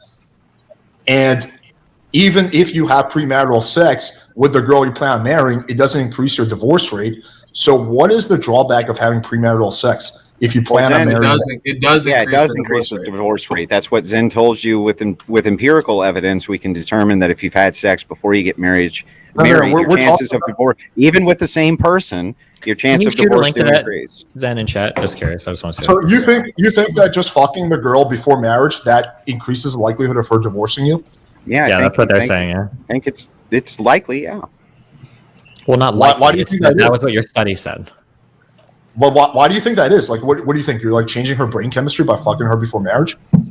Well, yeah, in a sense, I think you do change a woman's brain chemistry by fucking her before marriage. I think that sex, for women especially, the intimacy that's involved, there's a sacred aspect to it, at least early on in their lives. Now, I think maybe in the year 2022, some of that has been kind of filtered out of society, and I'm sure that the Coomers absolutely love that. But we'd like to get back to a place where women thought it was a little more sacred. Well, what I was gonna say is like regarding like the sexual compatibility thing and like intimacy being a reason for marriage or relationships failing, whatever. Wouldn't you guys agree that people not being satisfied with their sex life is because they are looking outward and seeing other people presenting their sex lives, whether it be through porn or just through just mainstream, whatever, Alex's YouTube channel, the red pill pickup artist manosphere type shit, which is just pressing casual sex and promiscuity on the whole population. When people look outward and see all this sex occurring around them and they feel almost constrained in their marriage, and maybe that's why they might feel like their sex life is not satisfactory. But if we had a society where sex wasn't such a prominent, hobby for society to partake in, people wouldn't feel like their sex life is lacking because they wouldn't be. They just wouldn't see it all around them. They would just have. Yeah, but the problem is I don't think this is a good argument for keeping it, because we could make the same argument in a ton of other scenarios that have happened that people don't know. Like, for instance, like, what if a woman didn't know that it was normal in a relationship for a man to not like smack her, or for a man to not scream at her? Or what if a man didn't know that you could have a normal relationship where the woman isn't breaking all of his shit, right? Well, we could argue that they're more likely to stay in those relationships to try to keep them working. But, like, is that a good argument for them staying in those relationships? Do we really need to hide information from people so that they feel better in their relationships? Isn't that an argument that we're hiding information that they should have available? But you're not hiding information. Society is going to make a promotion against those types of things. For instance, you're saying the same thing in different words. Smacking a woman, for instance, society would promote against that. So it's not that you don't know that you can't smack a woman. It's just that we're not putting the rhetoric and the imagery in your head all the time that smacking a woman's okay. This is going to apply to sex as well. There's no doubt. I mean, you guys aren't really going to argue the point with us that since, OnlyFans and the explosion of pornography on the internet and the rewiring that it does to people's brains has not had a significant environmental effect on children that are being raised in the current society and their viewpoints on sex. I mean, of course it has, right? Viewpoints on sex, I think in some ways our viewpoints on sex are way better than they were before. Well, whether or not that's true, I'm not asking whether or not you think that's a good or bad thing, but just that it is true that those environmental factors have indeed significantly changed the viewpoints. Yeah, they've changed it, but I would say in a lot of ways for the better, for way better. Well, yeah. If people kept their sex lives in the bedroom primarily, like if most people kept their sex lives in the bedroom, don't you think couples like men or whatever would become less envious of other people's sex lives and not feel as dissatisfied with their own? Wouldn't they be more satisfied? I don't think that's a good. I don't think I ever want to hide things from people because they could see something better otherwise. I don't think I necessarily. You don't have any problem with assless chaps and pink pussy hats at a pride parade where there's kids around. You don't see any problem with that. Yeah, I think we should fuck everybody. Kids and everybody should be having sex. It's actually that's what follows from what you just said, dude. It's only your world or the world where children and geriatrics are having sex with each other. You got me.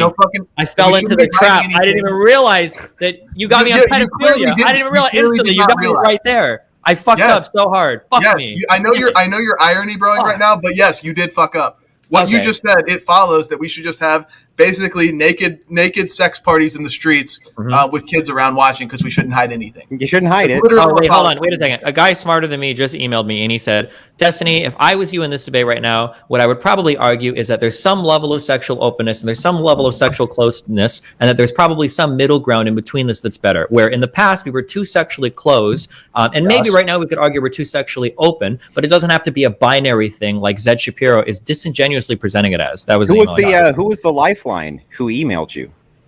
That it was just me talking. I made that up. Oh, That's a okay. joke. Sorry, Andrew. I was actually thinking that the whole time. Yeah. Was it a joke? I don't know. Don't you think there's like some reasonable middle ground? No, it's got to be child fucking, or people's eyes are averted from every sexual thing in society. That's what Ben said. That's what Zen said. No, but don't you agree? Don't you agree that when we promote all this sexual, like it doesn't even have to be promiscuity, but just the sexual lifestyle in society today? Don't you agree that that kind of increases people's triggers and emotions? You're making a fundamentally toward sex, toward what they would deem to be satisfactory sex, whether through porn and movies and music or whatever. We're not arguing that right now. You're arguing right now that it's gone too far, but the argument is whether it should exist at all. I think it should exist to some extent. We should talk about sex more publicly and even have things like porn. Now, if you want to argue if it's gone too far, to some extent, we could probably say, yeah, it has, probably, for sure. But that's a different argument than should it be there at all or not. If you want to argue whether it's gone too far, we could, but then you've already conceded to me that, like, okay, yeah, maybe some amount is good, but it's gone too far. But I don't think that's what you want to argue. Hang on, that's the problem, is that if we say that there's some middle ground that we can't identify, well, then it's all going to fall arbitrary, and we're going to end up with what I just suggested earlier, unless we have a different foundational principle that doesn't allow for it at all and says everybody's sexual activity should stay in the bedroom. You can talk about sex, but I'm talking about promoting sex, which is what we're seeing in media today. Why does it have to be arbitrary? Why can't we like draw some lines in the sand? Where's the line? I don't know. We'd have to figure it out. You think we should have some reasonable line that we draw when it comes to pornography? Yeah. So, like, for instance, should children... Am I going to get to finish a single sentence? Yeah, you are. The entire time. Right. Okay, sure. So should children be allowed to watch porn? Probably not. I think that's an okay rule. So that's one line we could draw. Should there be special areas reserved for pornographic materials? So, for instance, some bars are titty bars and most bars are not. That's probably an okay line to draw. Should it be the case that you could access, so this would be a different regulation. Maybe all porn should require at least like a 1 cent charge on a credit card to access. That could be a line that we draw. That would probably severely limit the amount of porn available to people today. Should porn require an ID upload? I think they talked about in the United Kingdom making that requirement. That could be a line. These are all things that we could argue about that would be reasonable lines, or maybe too far or not far enough that we could put. Well, then let's argue about them. Where do you want to put the lines? But this is completely besides the point of the debate. Like, where we're going to put the line on the... Well, it's just it's the avenue that I wanted to explore when it comes to people being non-sexually compatible because they are dissatisfied with their sex life because they see other shit going on that they want to partake in, like whatever their fantasy is on Pornhub. Like they see that and they're like, I want to actually do that. And then their wife's like, no, I'm not doing that crazy shit. And they're like, oh, my sex life sucks because I watch way too much porn. That's really what's going on. And we all fucking know it, by the way. Okay, that could potentially be a reason. Do you think another reason could be the fact that they don't watch porn, they just have really shitty sex, and maybe the girl talks to one of her girlfriends, and she figures out that, yeah, she's the only one having really shitty sex? It's not what the empirics are showing us. I mean, this is the whole problem with it, right? Is that if you guys concede that there's conditioning that goes on, environmental conditioning from the time a child is young, and that the environmental conditioning is definitely going to make a determinable outcome in that child's life. I don't think either of you are going to say it's not. Then we're going to have to point to the fact that these things that are happening, the over-glorification of sex, seeing sex everywhere, sex, is going to change people's attitudes significantly. So Zen's entire point here is to say, knowing that that's true, don't you think that we might be able to have, kind of a different way of looking at this if society wasn't so fucking sex crazed and we didn't have all this bullshit everywhere? That's his point. Yeah, I acknowledge that could be a factor. Now I want Zen to acknowledge, or you, Andrew, that there could be another factor, and that could be just the shitty sex in of itself. Do you think? Sure, we just think it's far less significant. Okay, what is that based on? Like, let's see the empirics. Okay, so the empirics that it's number 4 on the divorce list. No, that's comparing sex to like money and shit like that. We're talking about bad sex. What are the causes of bad sex? You're saying that I think it's people's unrealistic expectations. I really do. Okay, you're saying that's one of the reasons. I'm saying another reason is the fact that they're just having shitty sex outside of like anything else they're seeing. So I want you to show me the empirics that show that the outside influence of pornography is more significant than the what I said, which is basically the fact that just by which metrics do you want? Do you want the metrics of what's happened with porn addiction explosion in the last 10 years? Do you want the metrics for what pornography does to a person's brain? Do you want the metrics for when children are watching? Hang on. Do you want the metrics for when children are watching pornography? What their view of sex becomes just 2 years after? I mean, which metrics do you want for this? No, I want some clearly massive pornography and sexualization of society everywhere is problematic, Alex. I want some kind of study that suggests that pornography is playing more of a role than sexual incompatibility. Well, I don't know that we can square those 1-to-1 through empirics, or at least I don't have them ready. But you just said that it's so much more important than sexual incompatibility. I don't know the study offhand, but I believe that something like close to 50% of marriages, of divorces rather, contain like some reason being pornography used in the divorce courts or whatever. So like there is a significant causal link or correlation between pornography and divorce in America. Again, I don't have that study. I could find it if you want, but I'm pretty sure it's true. I don't think you can say that pornography is playing more of a role than sexual incompatibility. You have no evidence for that. You presented zero evidence for that. Well, don't you agree? Just humor me here. If there's a guy who's married to a wife and the wife is generally pretty modest, she'll do most things within the standard, she'll do blowjobs or whatever. But she let's say she draws the line at anal in threesome. She won't allow a threesome. But then the husband. His entire fucking search history is anal and threesomes on Pornhub, and all he wants is fucking anal and threesomes from his wife, but she won't give it to him. Don't you see why you would call that sexual incompatibility caused by his porn fetish? I mean, or at least deeply correlated to his porn fetish. I mean, this is just an example of how that could occur, and because so many men watch porn, and because porn is so absurdly unrealistic and causes all these unrealistic expectations on men, that it could result in a lot of sexual incompatibility. It's actually, I mean, you could just reason it logically, but go ahead. Well, sure, porn could play a role. Also, just the simple act that they're not sexually compatible could also play a role outside of any porn. Maybe neither one of them is watching porn. Could you foresee a situation where two people get married without having sex, neither one of them watches porn, and they just have totally different sex drives, they have totally different sexual interests? Like that could also happen. It could happen. Yeah, I'm sure it could happen. But I just think it's a lot easier to make it work when you're not being influenced by all these external absurd factors like porn. Yeah, probably too much porn use is bad. Sure, I don't think anyone's arguing against that. Okay. I think any porn use at all is bad. But yeah, no. Okay. I don't see how that ties into the argument at all.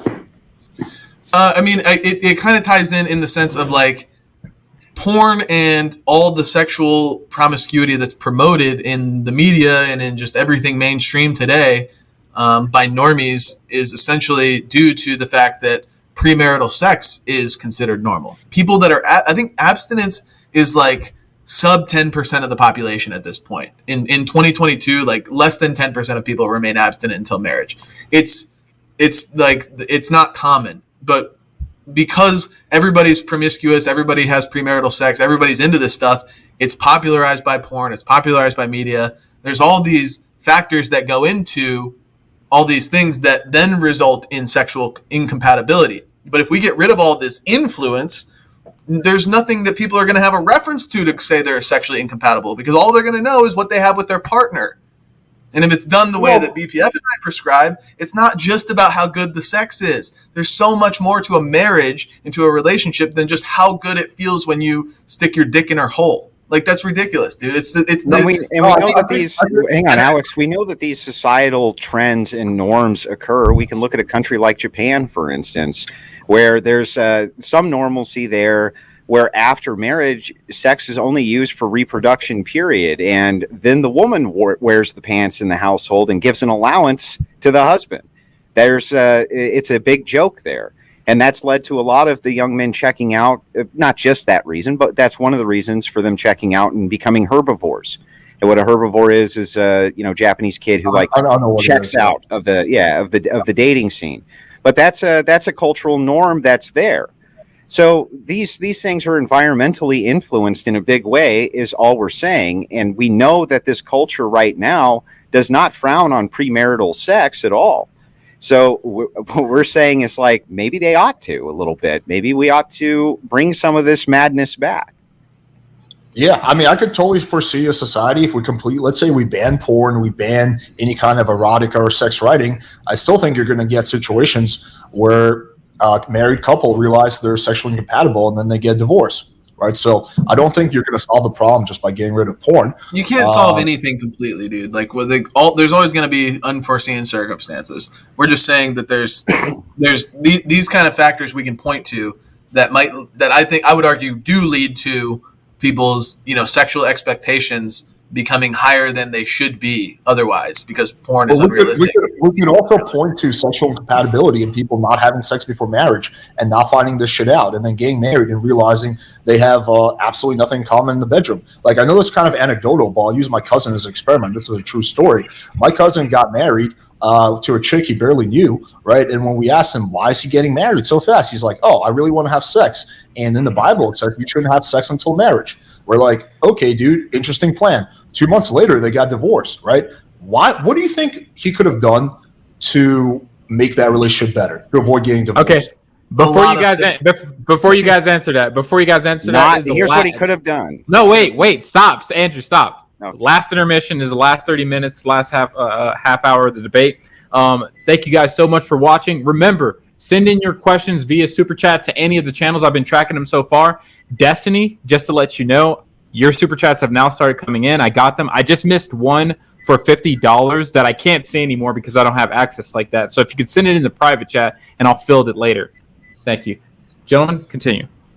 Okay, what do you think? I just want to say real quick, Kevin, will you shut the hell up, dude? Will you shut your fucking mouth? Can we get a mute on this Kevin Ray Wilder guy? He's been talking way too much, hogging the fucking mic. Shut this guy up. All right, sorry, continue. I will say, Kevin, you did a very good job modding this. Like, honestly, it was fun to watch. Well, the less I talk, the better. I mean, when it got a little bit crazy there, that's what people watch for. So why would I stop it? Okay, as long as we stay on track of what we're talking about. So we were talking about pornography and how it relates to, So, Alex, real quick. So, actually, because I was linked this earlier. I've been reading this. So you linked me something from the Institute for Family Studies. We're just curious, and I'm not going to use this as discredit study, but are these people that are doing like pro-family, pro-religious group, pro-whatever? I don't exactly. It says Institute of Family Studies, so I'm sure that they do. Okay, just curious. All right, just curious. Sure. So I'm reading down here through the data, and I'm kind of reading through some of the conclusions that the author is drawing. And there's a couple of interesting things about the survey that the person brings up that I wasn't even aware of. So the idea that a marriage works most for women that have like 0 to 1 partners might not have anything to do with how many sexual partners they've had at all. It might just be that they found a really, really good person after 0 to 1 partners. That might be the case. So if you find your quote unquote soulmate after 0 or 1 partners, then it might be the case then that, like, of course you're not going to have more partners after that. But the interesting trend that they point out is that your chances of that marriage lasting increase from 2 to 3 partners and increase from 3 to 4 to 5 partners. So having more partners after that actually shows a decrease. So if you've had sex with 1 or 2 people, you're better off trying 2 or 3 more people, and you actually have more success. And but it does say that the highest success is 0. The longest lasting marriages are with 0 partners, and that's correct. But the person writing this article doesn't mention anything about how the reason why is the reason why is because she hasn't had sex. So that's all a study or a survey is just they're just pointing out the data. If we trust them to gather the data, we should look at their analysis of the data as well. So he says, my best guess rests on the notion of overemphasized comparisons. In most cases, a woman's 2 premarital sex partners include her future husband and 1 other man. The second sex partner is firsthand proof of a sexual alternative to one's husband. These sexual experiences convince women that sex outside of wedlock is indeed a possibility. The man involved was likely to have become a partner in the course of a serious relationship, and women inclined to hook up will have had more than 2 premarital partners, thereby emphasizing the seriousness of the alternative. Of course, women learn about the viability of non-marital sex if they have multiple premarital partners, but with multiple partners, each one represents a smaller part of a woman's sexual and romantic biography. Having 2 partners may lead to uncertainty, but having a few more apparently leads to greater clarity about the right man to marry. The odds of divorce are lowest with 0 or 1 premarital partners, but otherwise, sowing one's oats seems compatible with having a lasting marriage. And then they go on to talk about how there are people that have many partners, so 10 plus. However, they also point out a lot of confounds for that. And they say, for instance, people who suffered childhood sexual abuse are more likely to have extensive sexual histories, and childhood abuse also increases the odds of a problematic marriage. Andrew, mute your fucking phone. All right. That's literally what I just did, was grabbed it and muted it. So it seems like even in here, and I'm assuming that this website is a very pro-family, like pro-abstinence website. Even here, it seems that the authors are conceding that, of course, somebody with like 10 plus sexual partners, like Alex pointed out earlier, if somebody tells me they've had 30 sexual partners and they're 18 years old, it probably doesn't really have to do with the sex. There's probably some other shit going on there that's leading that person to have a very fucky life. Or if somebody's like 35 years old and they've had 30 sexual partners, okay, like this is probably more reasonable. Or like 20 sexual partners by like 30 or 35. And I think the author of this goes on to point out. So just on that fact of like having more sexual partners is necessarily decreasing your ability of having a lasting marriage. First of all, by the data you provided, which I'm assuming is already biased in your favor, that's not true. And then secondly, the reasons to explain that it's just because it decreases from 2 to 3. I'm looking at it too. It decrease, like the likelihood of divorce decreases from 2 to 3, and then again minor from 3 to 4 or 5. But then after that, it goes right back up. So once you have more than 5, you get to 10 plus partners, yes, that's when it's at the no. I'm looking. If we're looking at the same graph, it says Figure 1 chances of divorce after 5 years of marriage. It says so from 0 to 1 to 2, the chances go up, chances of divorce, and then from 3 to 4 to 5, they go down a little bit. But then from 6 all the way to 10, they just go right back up. But but looking at this graph, having 9 partners gives you a higher chance of a successful marriage after 5 years than having 2 partners. Okay, but we're arguing for 0, which has the best chance of a successful. Sure, that's fine, but I'm just saying that the way that correlation looks seems to imply that there's something more going on here than just saying more sex is bad. Because hold on, again, no, wait. I'm thinking about it in relation to our argument. Hold on, Zen. Let Destiny go. Let him go. Yeah. What you're doing is you're just looking at the graph and you're not, 1, reading what the author has said about the graph, what they've typed about it, and then 2, you're not engaging with why the numbers might look the way they do. So for instance, if I look at somebody with 0 or 1 partner, right? Maybe it's the case that when you were 18 or 19, you fucking found your fucking soulmate. This is like, holy shit, this is my greatest partner ever. That's amazing. And then you get together with that partner and then your marriage sticks forever. But if that's the case, then of course you're going to have a successful marriage with only 0 or 1 partner. That you found like the person right off the bat. But just because you could have dated around before finding that person doesn't necessarily mean that you would have damaged your chance with that person. You're just, by virtue of the data, it's probably going to be that somebody with 0 or 1 partner has a higher chance of maintaining a longer marriage. No, they probably ran into that's not just from the data. That was from your own internal reasoning right at the beginning of this debate. And I can give you the timestamp if you want, where you claim that you think that women are going to have the most successful chance of finding the best partner for themselves the lower their body count is. So it's not just from the data. The data is just one more tool to add on top of your own reasoning skills. I'm just reading the author's writings about the data. To be clear, the dialectic here is we're arguing for 0 and you guys are arguing for or either neutral or just anything in between, 0 to many. And with 0 partners, it's showing like in all 3 like sects of the study that they did, it's like 5 to 10% chance of marriage or divorce. Sorry. But then when you go to 9 partners, which yes, it is technically lower, 6 to 9 partners is technically lower than 2 partners. It's still a 25% chance of divorce in this study. I mean, it's still a significantly greater chance of divorce. Sure, I understand. But what you're trying to say is that because of the greater number of sexual partners, they're getting divorced. But another explanation could just be the people with 0 or 1 partners, the first person that they started dating happened to be the one that was like the most compatible. Yeah, but that's just like who knows? That's just another maybe who knows what argument. And well, but the problem is that hang on. In reality, with these studies and with these surveys and all this data, you can't really draw causal links between anything. All you can do is point to correlations that appear to be strong or weak or nonsense or whatever. And if you can't draw any causal links, then you can't give any prescription. So why would you even link with the study? If you're that's your problem. That's the problem with empirical data. Yeah, I agree. Hold on. That's not. You can draw causal links from empirical data sometimes. It just depends on what the data is investigating. Well, in this particular scenario, I mean, you would have to point me to something specific that you're talking about. From what I can gather, data just provides correlation. It doesn't give you a cause. Well, wouldn't it logically follow that every time you add a sexual partner, your chance of being married goes down? Well, that's not what the data is showing. Like, that's just, if you think about it logically, that's what it founds. If like there's something, let's hit real quick. No, I'll agree. Wait. Just survive on that. Because that was a perfect. Wait, just survive on that. Let's say, for instance, you let's just ask people how many people you've dated. Let's say I go to one group of people and I say like, oh, like how many people you dated before getting married? And this group was like 0 to 1 person, and another group was like 5 people. Well, chances are the people that dated 0 to 1 people, their marriage is probably good because they found like the one like right away. Whereas the other people that dated 4 or 5 people first, they're still like dating around to find like that person.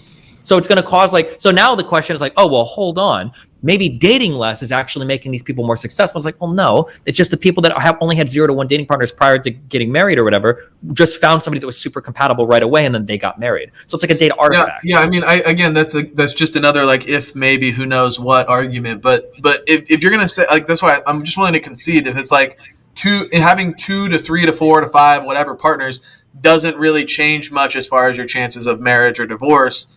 I might just concede that. But again, our argument is that the most ideal scenario is abstinence, 0 sexual partners, and that's what the data supports. That's what matters here. That's your logic supports that. No.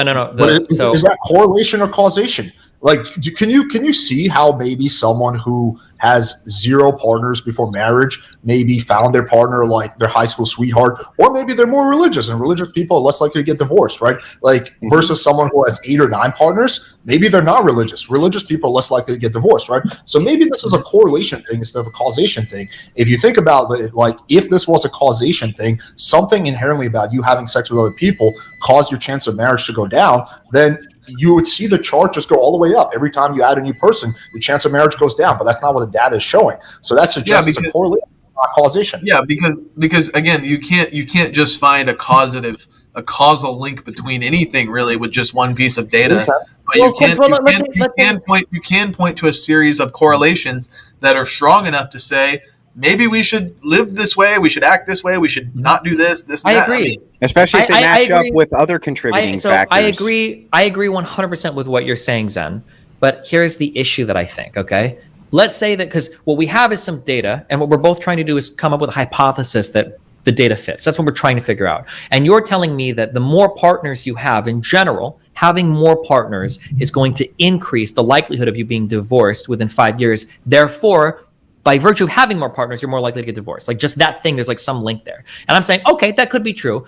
But the problem I'm running into is when I look at the data, past 2 partners, you're better off having 3, 4, 5, 6, 7, 8, 9 partners before that trend actually gets worse than having 2 partners. Now, if your hypothesis was to say abstinence is best and having more partners is actually damaging your ability to maintain long marriages, I wouldn't expect to see the trend reverse at 2 partners, then reverse again at 4 to 5 partners, and only get past 2 partners once you've had 10 or more partners. But it's not, okay, for one, it's not a very significant trend reversal. Like they're like again, 0 to 1 is like this, and then like 3 to 4 to 5 is kind of just like a very shallow decrease, and then it goes back up. It's not very significant. So it looks like one partner is 21%, and 6 to 9 partners is 26%. That's not a huge difference in. It's no compared to 5% versus 30%. Sure, 5% versus 25%. Sure, but your difference from 1 to 2 partners is it goes up from 21% to 30%. And then from 2 partners to 6 to 9, it drops all the way back down to 26% from 30%. From 4 to 5 partners, it's down to 24%. I'm just saying that it doesn't seem like your hypothesis is explanatory. Explain to me how it changes from 2 to 9 partners. Why does it do that? All three of these graphs show the greatest changes. You're just restating. Oh, we're in the pre-sub area. Okay, I've said my piece. All three of these categories on this in this graph the greatest changes that occur are from 0 to 1 to 2. Everything else that changes is much more mild, even if it reverses. But there could be even something to be said about this. Like you guys keep saying, like, oh, what if external factor occurs here, external factor occurs here? What if it's just simply the case that people they experiment with sexual partners, like multiple sexual partners, and they realize this isn't actually ideal, and they become more willing to settle down after experimenting. Then you would expect after 10 plus partners that number would be even lower, but it's not. So I just want to be. Yeah, I think at that point you just become a lost cause. But yeah, so I just want to state one more time very clearly for the audience, because he won't answer the question, right? So if you didn't ask a question, I'll answer your question if you ask it. Okay, sure. So my question is how can you explain the reversal of your trend at 2 partners if your hypothesis is that more partners will cause you to have a higher chance of divorce? It's not our hypothesis. Yeah, I don't think I said cause, but I said generally speaking, there is a correlative trend with more sexual partners being less desirable for the opposite sex. Or also that it's less likely to lead to a stronger marriage. Okay, me and Alex, I think we 100% agree. If you're not going to put any causal link at all, chances are, like most religious people or like arranged marriages, are probably 0 to 1. I would agree with that 100%. Yeah, if that's what you want to say. If there's no causal link, then you guys can only make moral prescriptions based on correlations. Like, what are the causal links that you make? I can make observations about relationships and say something like sexual compatibility is a really important part of a relationship. We can back that up with data that you can see some people will get divorced because of sexual incompatibility. And I'll say, well, in that case, you should probably have sex before marriage. That's a reason. That's a prescriptive statement to make. Now, if you want to say, well, hold on, I don't think that's good because having more partners is bad. Well, is having more partners bad? Because when I look at your data, when you say having more partners is bad, you're implying that by virtue of sleeping with more partners, you're decreasing your chances of success at a successful marriage. But that's not true. Your hypothesis doesn't, your data doesn't fit your hypothesis. It is true. Anything that's more partners past 0. Anything that's more partners past 1 does decrease it. Having more partners past 1 doesn't mean that it's causing it. It's just correlated with it. I don't know what 0 and 1 partners is. It might have just been somebody that met their like soulmate really early on in life. Or they got arranged data is just a correlative factor. There is no causal link you can. You can't say just correlative. Your whole point is that this is causal. If you say it's correlative, you've undermined your entire argument. Yeah, your whole point is that having premarital sex is worsening your ability to have a successful marriage.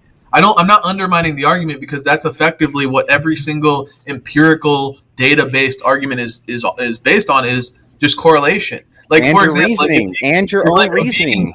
If a vegan says like all-cause mortality is lower in people that eat plant-based diets versus not, like, that's just a correlation. It doesn't necessarily follow that veganism causes lower mortality. It will, but it's correlated, and that's what their argument would be based on. I'm not saying I agree, by the way. It will if you can like control for enough variables. That's the whole point. If it was the case theoretically that I could control for every single variable in a person's lifestyle and diet, and the only thing that I'm altering is like the amount of meat that I'm having the person eat, then I could go on to make a statement that like there's a good chance that there's a causal link here between the consumption of meat and all-cause mortality. But that's assuming that I'm controlling for enough other variables, which this study goes on to admit that it doesn't do. It doesn't control, for instance, for adverse childhood. Control for enough variables, though. There's always more. That's always the difficulty of doing psych research, of course. But like, I mean, you do this. Obviously, these are all retrospectives. But I mean, the strength of a survey could show that. So if they would have asked questions about like childhood sexual abuse, that's one thing we could have ruled out. If they would have asked questions about arranged marriages, that's one thing we could rule out. Once you rule out enough alternative hypotheses, then we can fall back on one. Your hypothesis is that more sexual encounters are going to cause you to have a higher chance of divorce. They're just going to lead to more divorce. But I don't think we've controlled adequately for enough variables to really say that. And even the author of your study or the person reviewing it seems to agree that there are other things that could account for it. So, well, do we agree then that effectively, like from what you just said, studies can't prescribe oughts? You can't get an ought from a study. You can't get a moral ought. Well, I mean, that's a human. Yeah, of course. You can't get an ought from an is, but that's not right. So then, but, I mean, we kind of can. Like, well, then there's no moral argument that can even be made in your guys' worldview. So we're just using. Maybe we should have just had a meta ethics debate, Destiny. Maybe we should have gone there. Well, everyone here agrees that we can, in a way, get an ought from an is. So we're just like analyzing the is right now because the is going to determine our oughts. I think all of us here agree that we ought to have healthy relationships. We all agree that we ought to have healthy marriages. So if that's the case, then we're going to analyze descriptively the data that's going to show us what's more likely or less likely to lead to healthy marriages.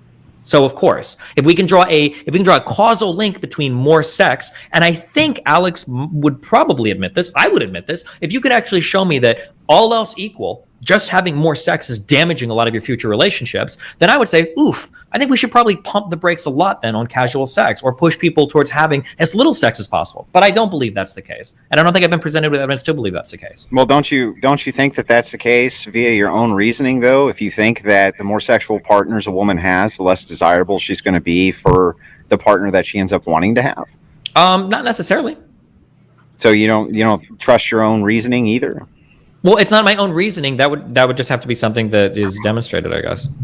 So even though there is empirical evidence to support that, and your own intuitive reasoning tells you that still isn't good enough for you, what metric can we possibly present that would be? Well, yeah, there'd have to be like views, because my understanding is that people's views of sexual activity has changed over time. My guess is going to be that in 1970, a woman with 5 partners is like disgusting. But in the year 2020, a woman with 5 partners is probably not that fucked. Like those are probably views that change over time, would be my guess. Yeah, I agree that those views change over time, but I think that the foundation of the fact that having more partners equals less desirability is something we would probably agree on. But if that's a trend, sense, right?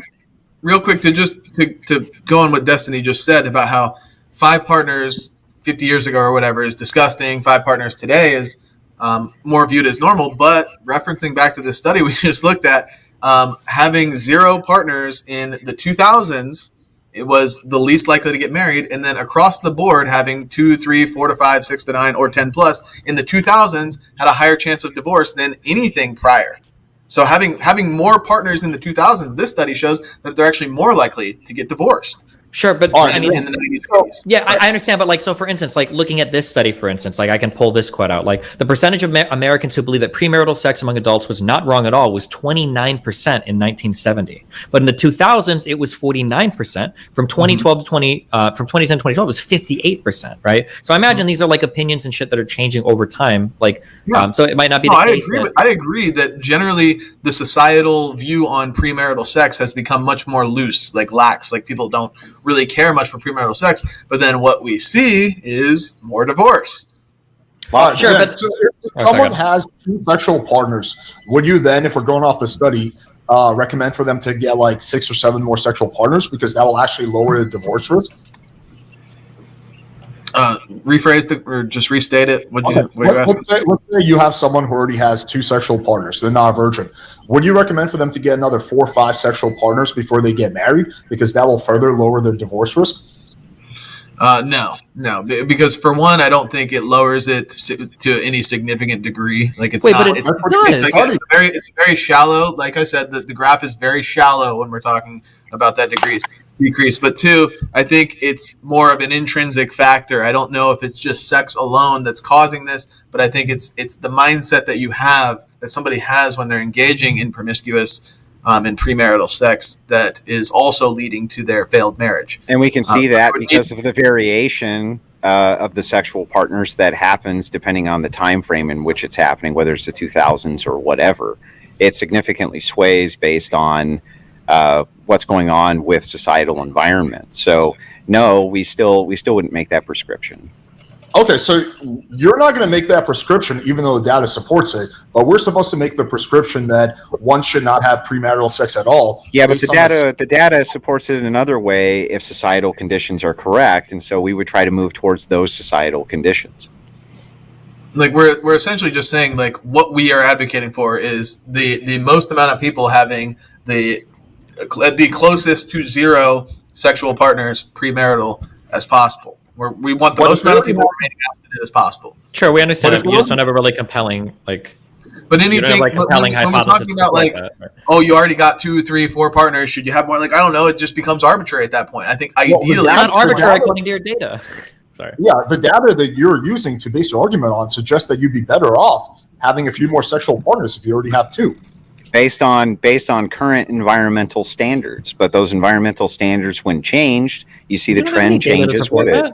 Well, we live in the current world. We don't live in an idealistic fantasy world. Well, it's not idealistic in fantasy to want to change environmental conditions to get the outcomes that we want in society. But you can't change the world. You can just change your own behavior. Maybe first of all, a single individual can change the world. We've seen that 1,000 times. But that aside, all we're Andrew, doing do you is really think you can advocating. get people All that without we're having doing is premarital advocating for what we'd like to see and the changes we would like to see. We understand that there might be environmental changes that are necessary in order to bring us even closer to that zero marker. So I don't even know what the fight is. Why we're supposed to use the study to change our position that people shouldn't have any premarital sex when you're not willing to use that same exact study to change your position when the data supports that you go from 2 to 6 partners. But it doesn't. That doesn't change our actual argument. Like, let's just say I concede. Yeah, sure. Have 2 more partners after you had 4. Okay, but my overarching argument is 0 is best. That's the argument we're making. Is that 0 is best. Obviously, you can't undo if you've already had 2. That's great. And we're saying, let's say we agree with that, and you said 0 is best. But if somebody's had 2, they might as well have 7 more. Okay, well, even if true, it would still be optimal to have 0, so we never get past that to have the 7 more. So it's still not contending with the argument. Yeah, like even if we concede all of it, yeah, have 7 more, but 0 is still best. The argument is that 0 is best, and all the data shows it, or all the data shows it, and our logic shows it. Okay, I mean, yeah, like the argument changes multiple times, but okay. No, it's remained the same the whole time. And we've restated it multiple times. Okay, going back to my cousin's example. So what do you think my cousin could have done to have a less likely chance of his relationship ending in failure, or less likely of him getting a divorce? I'll phrase it like that. What do you think? There was a lot of things the cousin should have been changing. That's why I said that there's a mindset that goes along with it, but I think that's a totally different subject. If you're going into a marriage, if you're going into a marriage or a relationship at all, just like with the intention of like, I want to have good sex, and that's like all he cares about. What's your certainty that if your cousin had sex with her beforehand, he would still be married? He probably would not get married, and that would be for the better. Okay, so what is your level of certainty that he would not have gotten married? Pretty high. Why? Because clearly the sex was not that good. Okay, so what you're saying is that your intuitive reasoning is telling you that, the same intuitive reasoning that tells you that the more times a woman has sex, the less desirable she is to the opposite sex, right? I said just generally. I said to some guys, that will play a role. It also depends on what the number is. I don't really think there's a difference between like a girl having 1 sexual partner and 5 sexual partners. But if we're talking about between like 100 sexual partners, yeah, that can be a red flag for a good amount of guys. But not 50? I don't know. I mean, that's a little bit less than 100, a little bit more than 5. Yeah, I mean, like there's levels to it.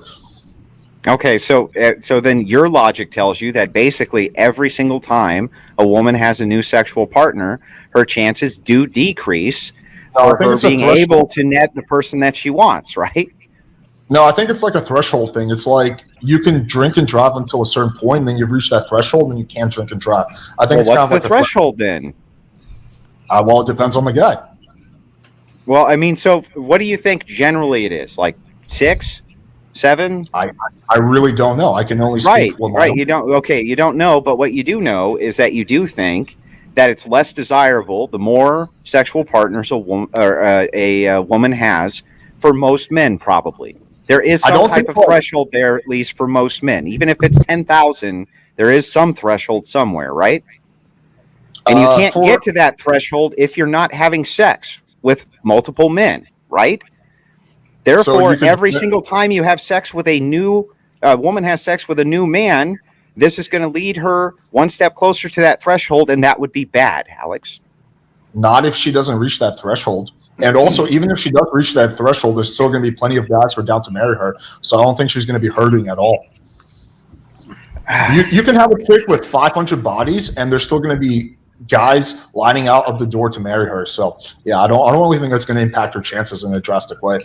Why do you think that there's going to be guys lining out the door to marry like an ugly chick who's had lots of sex with lots of guys? Like the chick that you just take home, the chick that you take home from the bar at the end of the day because nobody else wants her or whatever, Alex. Well, I never said she was ugly. You just added that condition in there. Yeah, well, that's why I'm asking you. What if she's ugly? Do you think that then it drastically decreases her chances the more body count she has? I think her being ugly is going to play more of a role in her body count. Really? Yeah, I do. For so sure. you don't think that like an ugly woman offering up virginity, for instance, would be far more valuable than an ugly woman who also is like, very promiscuous? No, I'm Than saying a pretty that, woman that's promiscuous, right? yeah. I think a pretty woman that's promiscuous will do a lot better in the dating marketplace than an ugly woman who's a virgin. So, again, though, if an ugly woman has just 10 sexual partners, don't you think that still would be less desirable for a man than an ugly woman who's had 0? Depends on the guy, but I think again, 10 is probably. I think if we say like all else equal, it's probably less desirable. Sure, if all else is equal. Thank you. All else equal. That's all I was asking. I think there's still going to be a line out the door to marry that chick. So even if she's ugly, even if her body count is 10, so I don't think her life is going to be impacted in any negative way because of that. Okay. Let me ask this question. Okay.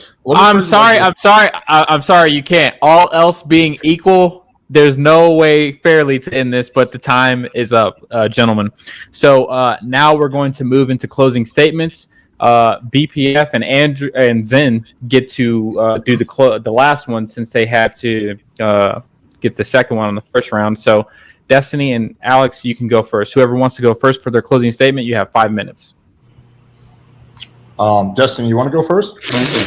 I mean, I can do it if you want, but no, do we both get closing statements or just one of us? Yes. No, you both get both. Okay, I'll go first. I'll try not to use my whole 5 minutes here. Okay. I didn't know that I was going to have to give like a detailed breakdown on sexual interactions. That's my mistake. I want to apologize to everybody here that I wasn't prepared with my erotica fan fiction in order to describe the difference between good sexual encounters and bad sexual encounters. I'll make sure that next time I come, I've got some good wank material for everybody here so that we can talk specifically about what that means. And I'd also like to point out that the hypothesis given to describe how the data fits on the one study that Zen and Andrew provided, I don't believe was sufficient to prove that there is a causal link between having more sexual partners and having a higher rate of divorce. And if they're going to concede that there is no causal link, and we're going to say that it's all corollary, then I'll say, of course, it's the case that somebody that's only had 1 or 0 sexual partners has less of a chance getting divorced because that person's probably only dated 1 or 0 people, and they found somebody highly compatible in their first or second partner. And if that is the case, then of course they're going to have less sexual partners, and of course their marriage is going to be more likely to succeed. But that doesn't mean it's more likely to succeed because they had less sexual partners. It just means they happen to run into the person that they really love after dating 0 or 1 or 2 people. Yeah. Thank you, sir, for being very concise. I will hand it now over to Alex. Go for it, sir. Yeah, I mean, I agree with what Destiny said. I will just add that Zen and Andrew concede that sexual compatibility is at least somewhat of a relevant factor in determining the success of a marriage. And Zen, at least himself, said that you can increase your likelihood of finding out if you're sexually compatible by having premarital sex. So if you just follow this very simple logical train, then if you want to have long-lasting marriages, which is what Andrew and Zen want, and sexual compatibility is a factor that plays into it, and you can find out your sexual compatibility by having premarital sex, then what should you do? Oh, have premarital sex. Awesome. Gentlemen, on the right side, you can choose either of you to go first, but it is now your turn for closing statements. You can go first, then. Okay. I just want to point out, Alex said right at the end, he initially came into the debate claiming moral neutrality on premarital sex, and then he said at the end, we all heard it, play it back 30 seconds, you should have premarital sex. Interesting that he accused us of changing our argument the whole time and then changed his at the last second in his closing statement. Excuse me. Very interesting. But yeah. Anyway, yeah, I think we made our case pretty clear here that obviously from our own worldview, abstinence is ideal just due to Christian ethics, but we didn't have to even argue that. Destiny was the one who was trying to push it to meta ethics, ironically. But we provided, I have more studies and more data, but the data that I did provide supports the claim that being abstinent leads to a lower rate of divorce, or at least is highly correlated with a lower rate of divorce, which is all you can really do with a study. You can't provide causal chains and causal links of anything with studies that give you an ought claim. All they are is data that you then have to interpret and make prescriptions under your own interpretation. And as far as like the whole sexual compatibility thing, I really think that's an argument from just degenerate coomers, porn-addicted coomers that have been normalized by a porn-addicted, degenerate coomer society to think that all that a relationship is sexual pleasure and sexual compatibility. Excuse me. Alex, Excuse me. it's just a closing statement. So even though, stop. You can, Alex, you can respond. Stop. You can respond afterwards. This is closing statements. I was charitable to you. I didn't interrupt you. You don't have to interrupt me. Yeah, go ahead. So this has been these kind of arguments have been normalized in our society because sexual promiscuity and this coomer mentality is just running rampant. And basically, everybody partakes in it one way or another.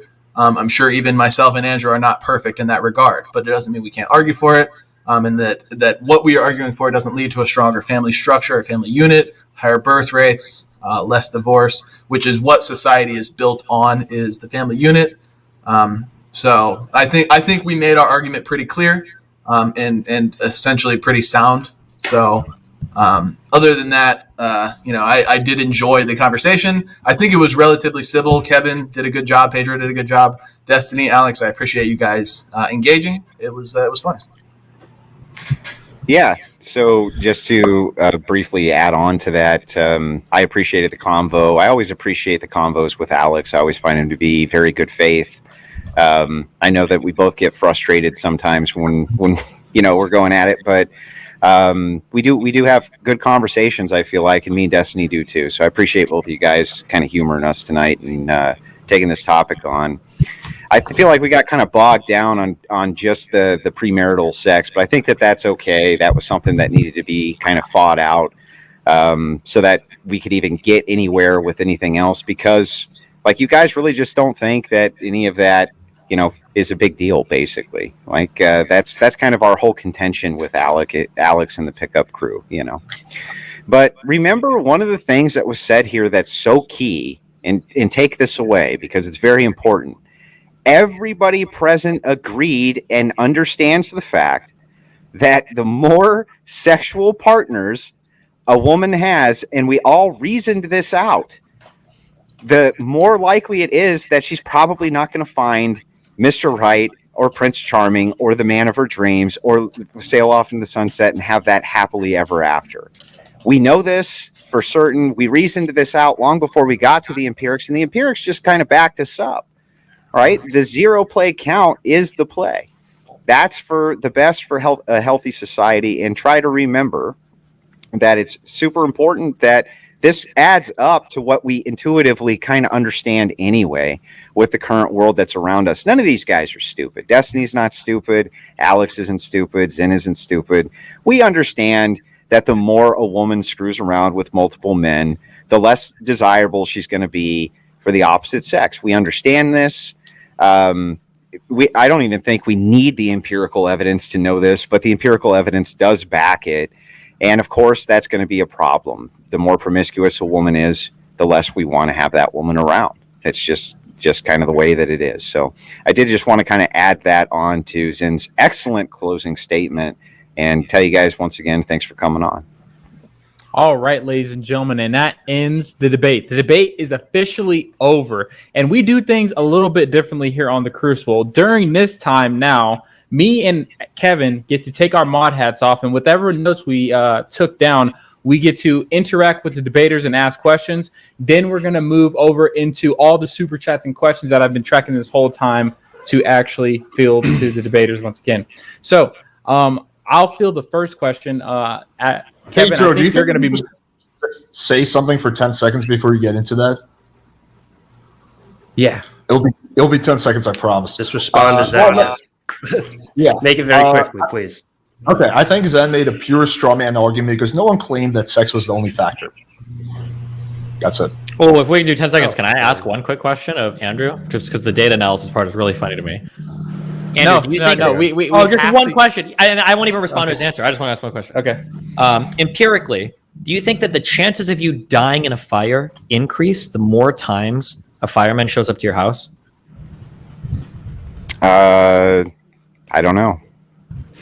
Okay. What do you mean? That's all I got on that one. Okay. Well, okay. I don't understand. I know you don't understand. That's the whole point. We're good. Oh, okay. Well, okay. So that tells us nothing. Glad that you were able to take your last 10-second cheap shot and it didn't go anywhere. Good for you. when The point he's making, no, stop. Moderator questions start now. Me and Kevin get to get in. You guys are over. Okay, we get the floor. Can I just take a piss real quick? Yes, Alex. Okay. So to Destiny, what up? This was my first question to you.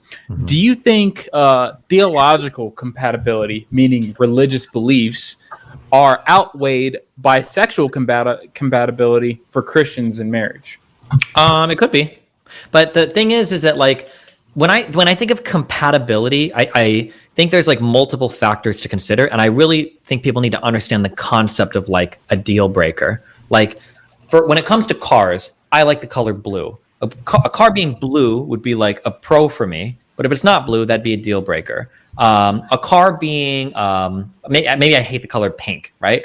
A car being blue might be pro for me, and pink might be bad for me, but it's not a deal breaker. Okay, but a car having 3 or 2 wheels would be a deal breaker. I can't drive; it doesn't work, right? So I think it's important to understand when we talk about things like sex might be having good sex might help the relationship, but it might be a deal breaker if you don't have it. But just because you do have it isn't enough. And then same thing with like the Christianity or like the religious thing. Having compatible religious beliefs, it might be really good, or it might be a deal breaker, or it might not, but it depends on the person.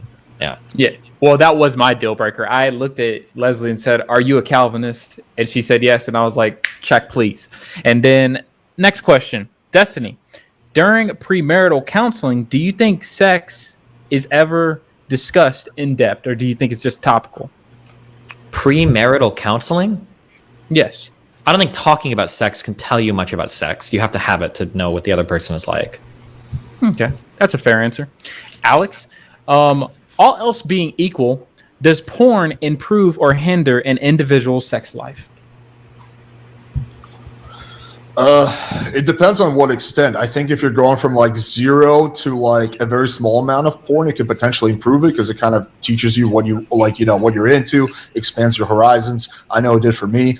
But going from like, I don't know, mild to moderate amount of porn to a lot of porn, then I think it would probably decrease your sex life. So I just think it depends on like what point we're going to. From 0 to like 10%, yeah, I would say it probably increases. From like 40% to like 100%, no, it probably decreases.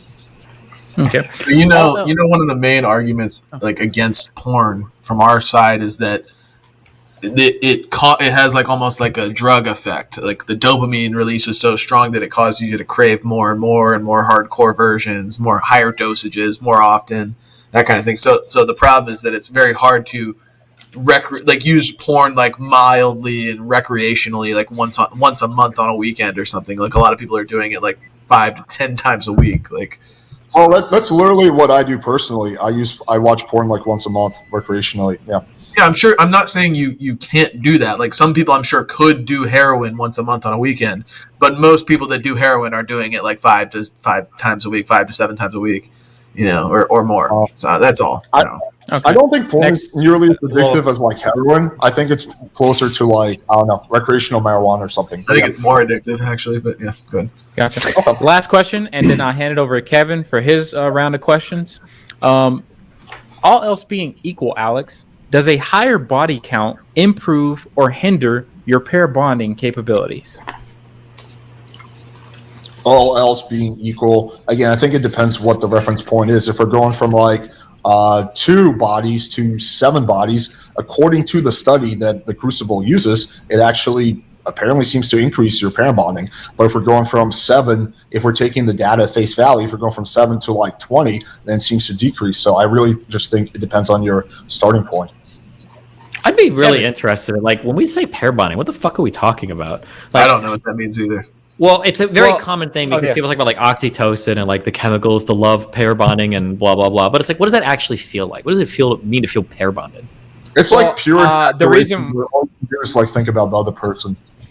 Yeah, the reason why I brought it up is because we had a program. This has kind of like been a saga that we've been on with Alex. There was a moment where his first debate partner brought up some kind of weird naturalistic BS that Zen called it, that all led to saying that the pair bonding of a person who has a higher body count is down. And then I remember, and I'm not trying to impose this on you, Alex, but I remember I thought you agreed with that, but I was testing if you still agree with it now.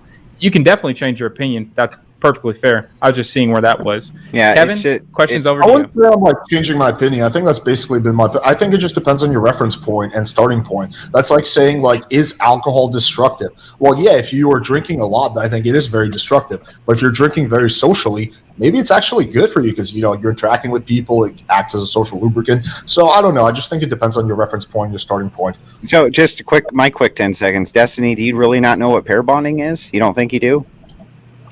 Okay, for somebody that opened the debate with, I don't know what sexual compatibility means, for you to come at me and go like, you don't know what pair bonding means? That's pretty rich. But no, I don't. If you want to explain it to me, go for it. Do you have a lot of sexual partners? Yeah. Okay.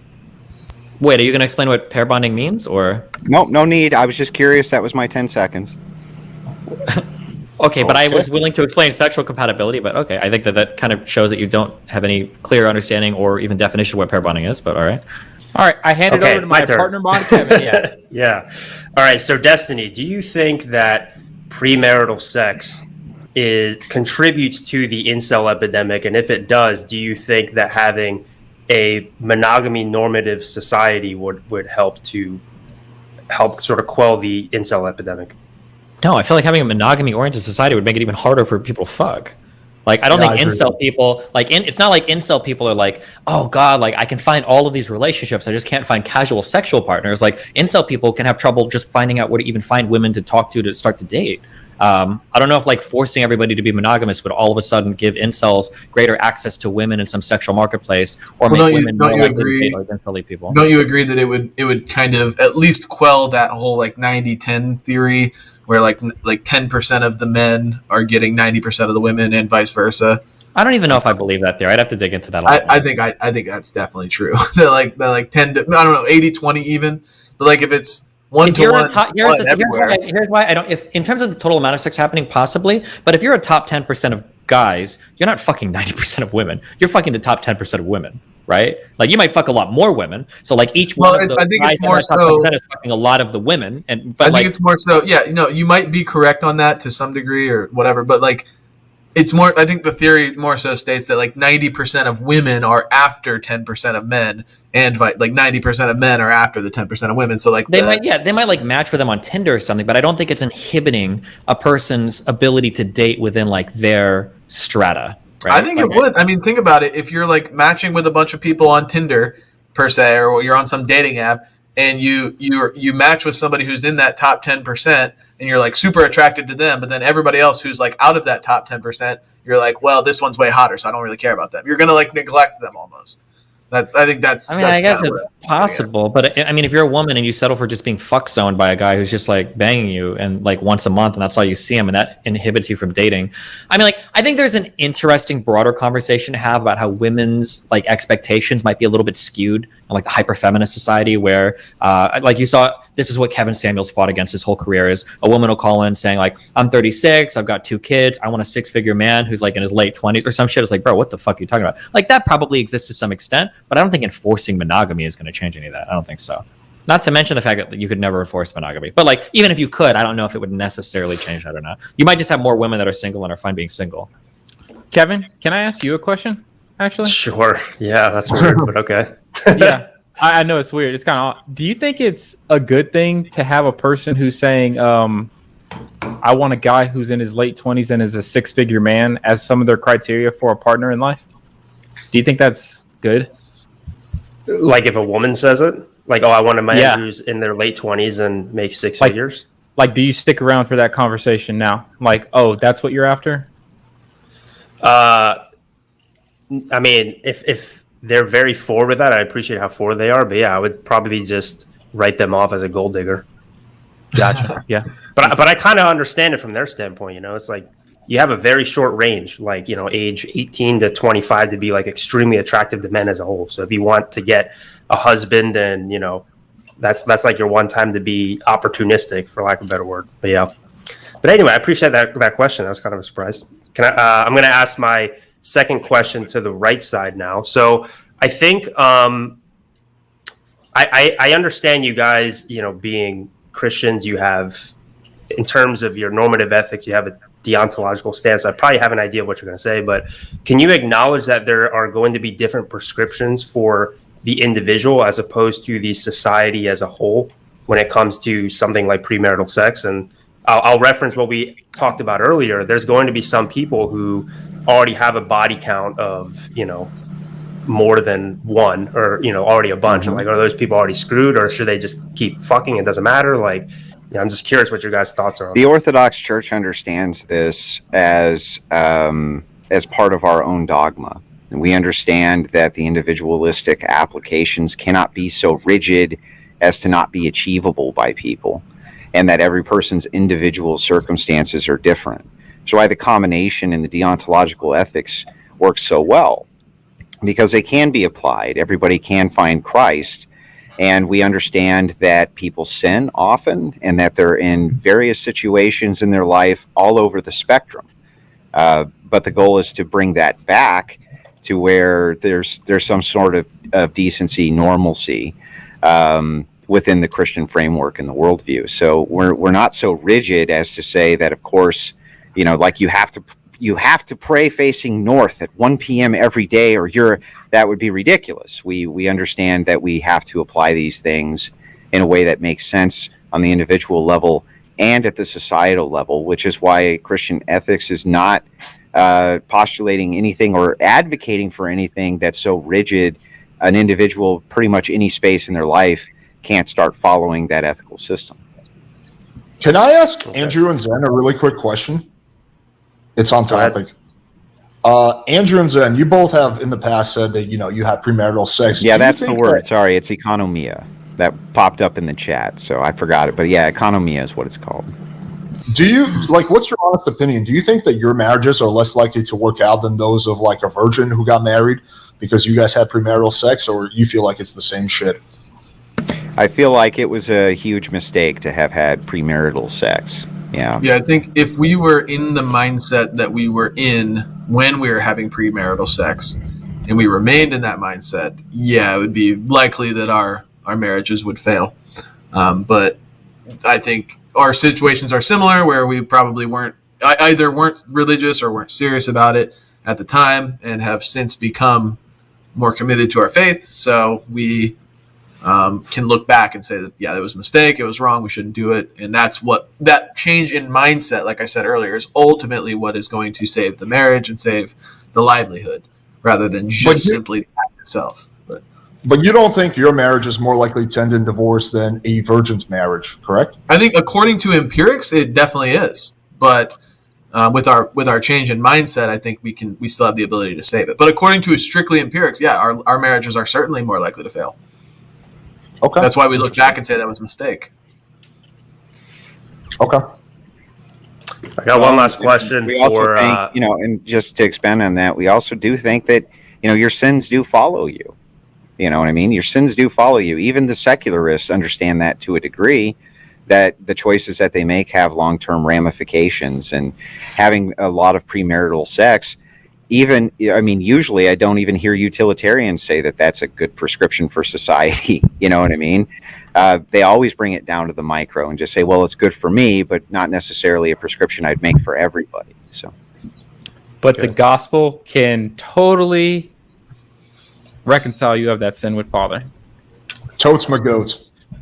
All right, I have one last question for Alex. So, Alex, you said earlier that you for the most part, you're not really you're kind of against pornography, but can we acknowledge, and I think you probably agree with this, that pornography can only exist in a society that doesn't demonize premarital sex. So if we lived, drastic example, if we lived in a Puritan society, for example, like porn obviously wouldn't exist.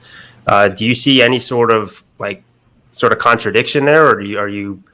So in theory, a society that prescribes or encourages marriage and demonizes premarital sex, there's probably not going to be as much porn usage. So do you see sort of a contradiction there? Why or why not? Go ahead. Well, first of all, I'm not against pornography. I'm against overconsumption of pornography. Just like I'm not against alcohol, I'm against people overconsuming alcohol and killing themselves or drinking and driving. I'm not against pornography at all, in moderation. In terms of, do I think there's no, I don't know, because if people are in unhappy sexless marriages, then maybe they're going to be watching more pornography, and then maybe, the demand for pornography increases. Typically what I've seen, and this is kind of anecdotal, but this has just been my observation, the more repressed a culture is sexually, the weirder shit they get into. That's why in like Afghanistan, who are they're super sexually repressed, right? You can't have sex before marriage, all these weird rules, but they're into fucking bachi-bazi, which is like having sex with little boys, right? So typically when you really, really repress sexuality, you get really, really weird outcomes. So I'm not for repressing sexuality. I think that leads to disastrous. Not sure that that's from a repression in sexuality, Alex, or if that's from the fact that there's a bunch of cultural fucking craziness going on within the particular way that they view their religion, just so you know. Not sure that it's due to sexual repression of people who can have 4 wives, right? Not sure that that's what's causing that. If I had to, but Alex, you have to understand this culture, honestly, if we were to be running this broadcast here and we all lived in the Middle East, in the morning we would be hanging from a crane and they would be parading our bodies around the streets.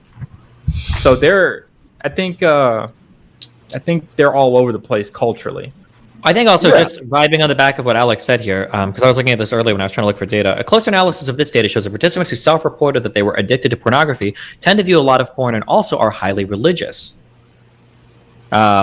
So, I mean, it seems like this was trying to say that at least religious people reported having greater porn addiction rates. And then I can't find this, but wasn't it the most case people that, identify as being religious in this nation, almost all. Well, this is compared to non-religious people. Yeah, but that's most people. But there's a whole shitload of people. Never mind. Andrew, you're being obtuse right now. Wait, hold on. Porn runs rampant. Isn't it the case that I thought that Mormon porn searches were especially weird? Am I making that up? I thought that was a thing that dude, porn runs rampant because they do everywhere. soaking and shit like that. Yeah. No. Their actual porn search histories were very extreme compared to people that might be more sexually liberated. Look, the point is that if you got a problem with over usage of porn or whatever, Alex, the thing is that you can only sell a product that people are willing to buy. And motherfucker, there's a lot of buyers in the porn industry, and it doesn't necessarily have to be with your wallet. It's with your viewership, with your mind, with your attention on the porn. That's what you are paying with. Your soul, as we would argue. But it runs rampant in society, so you should oppose it in its current state if you oppose rampant porn usage. Well, no, I mean, I think it's up to each person to display impulse control and be responsible. I think also, technology without moderation, people being on TikTok for 10 hours is bad. I don't think we should ban TikTok, right? I just think it's up to each person to use whatever vice they have in moderation. Same thing about alcohol. I think that, some people overdrink, but the solution isn't to ban alcohol. It's for those people to be more responsible. Yeah, we're not surprised. I didn't catch the last part where you said as compared to non-religious people, but we're not surprised that you would be tempted, Destiny, by if you're a religious Christian, that you would be tempted by sin. That's kind of the point of the religion, is that we have an innate understanding that that's true. Right, but why are religious people watching porn more than often? No, well, I mean, yeah. Why would that not be logical within our worldview? Why would the devil be interested in you? You're already a coomer. What does the coomer mean? You've been using that word a lot. Well, I'm just asking, logic. Why would the devil be interested in somebody who already? You know what I mean? I don't understand why that's not a logical statement. I can't speak for Destiny, but I'm not a porn addict, so I don't know where you're getting that. It says every porn addict ever. No, I'm just kidding. I'm kidding. It's a joke. It's a joke. Is it ever religiously stated in any of the Gospels or anywhere in the Bible that more holy people are more tempted by the devil? Yeah. So this is actually stated by Jesus himself, I believe. I think I can pull it up for you, but yeah, if you're somebody who has salvation and is saved, you're definitely going to be under attack. Yeah. Well, but more so than I got my Bible right here, guys. We could just do this now. Yeah. Which book? I actually don't really believe that. Take us there. Yeah, I'm just curious if you're more holy, are you going to be more tempted by sin? That just seems strange. Pedro. Why does that seem strange? Because the idea that Zed's going to get his Bible too. You're going to need to say that. The idea that you would be selectively targeted by Satan is weird. I don't know. I've just never viewed sin. Why would Satan need to target people who are already in Satan's grasp? I don't understand the logic there. Well, if they're already in Satan's grasp, that means they've already been targeted by Satan, arguably. Why does it mean that? Maybe they were never targeted by Satan and just happened to reject everything without any influence from Satan whatsoever. Sure, but if Satan metaphorically is the rejection of God, then of course we would say that people that have turned away from God are embracing Satan. When we talk about Satan tempting people, we don't literally mean snakes tempting somebody. We speak of somebody that uses the free will that was granted via Adam and Eve to turn their backs on the teachings of God. Right. So why would that entity specifically go after people who are already in its clutches rather than double its effort to go after people who are not? If it's a war for souls, wouldn't you go after people who were already had salvation? The ones you haven't already captured? Sure. When you think of Satan, do you think of like an actual malevolent demon that's targeting people? Yes. Okay. Yep, I would agree. That is the enemy, yes. A malevolent demon, a malevolent demonic force.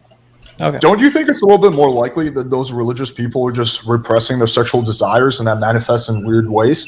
Rather than Satan is like systematically targeting them. No. I have to speak now. I'm sorry, that's not it. What's happening there? The reason why they are under demonic attack is because they are people who produce the gospel, which is something that's supposed to reach people like yourself and Destiny, who suppress that gospel, which is the very power to change your heart and reconcile you with God and make you, put you in Jesus Christ. So that's why they're the main target. They're the people who are capable of actually helping people in this world in the most ultimate way possible. That's why they're under attack. Okay, I mean, I would like to see that section in the Bible, but I guess we can move on to the next point. I don't really buy that. Okay, are we moving on, or are we going to that section in the Bible? I would like to move on. We're going to be here all night if we keep I don't have any more questions. So okay. Then we'll move on to super chats. We'll move on to super chats, and I got the ones from Destiny's chat, so I'll start with his first. And I'm going to go with the first round of the ones that are not questions; they're just statements. Gabriel Abdul, new member. Thank you for your membership, sir, to Destiny's channel for $4. He comments based. Ryan Rockwell, $10. The zero is best argument ignores variables like arranged marriages or hyper-religious types that won't divorce. It doesn't gauge their happiness, just still being married, which means nothing. Do you guys want to respond to that? That seems like a comment towards the right side of the panel. I just think, quickly, I think that's the metric that should be used for the argument, because happiness is just a mental state that, we spent 30 minutes saying they could be lying about it. So we should use something that you wouldn't be lying about. You can actually observe whether they're married or not. That would have to be the metric for the argument. But Gotcha. Dr. Gonzo, new member for the next 2 months for $20 to members channel. Thank you, sir. The Crucible is a hack show. Here's a super chat for you, bro, concerning Destiny. Thank you for that, Dr. Gonzo, and I hope you repent of your sins and turn to Christ before you burn in hell for all eternity. Sneeko, for $5, just got a strike on my channel for election misinformation. That's your boy, Destiny. You need to go after Sneeko. this. You need to help him. Does that mean 3? Now, wasn't he on 2 strikes? What is Destiny, that? are you insulted? He only donated $5. Is that 3 strikes? Is that 3 strikes and he's out, or was that his second strike? You can get multiple strikes. It depends on you get 90-day periods for them to fall off and shit, I think. So. Comfy.stream does not have election misinfo TOS on it in its guidelines, as far as I'm aware. Wait, quick question. Nico, stop breaking on my debate with you. Destiny, I've been seeing you do a lot of IRL with Nick Fuentes and Sneeko, and I'm trying on my side to do a Crucible the Wild Hunt event. I'm scheduling it for 2025. We're trying to get it earlier. Yeah, I'm just planning it out very articulately. Would you like to go hunting? Or you don't even have to take the shot. I'll take the shot.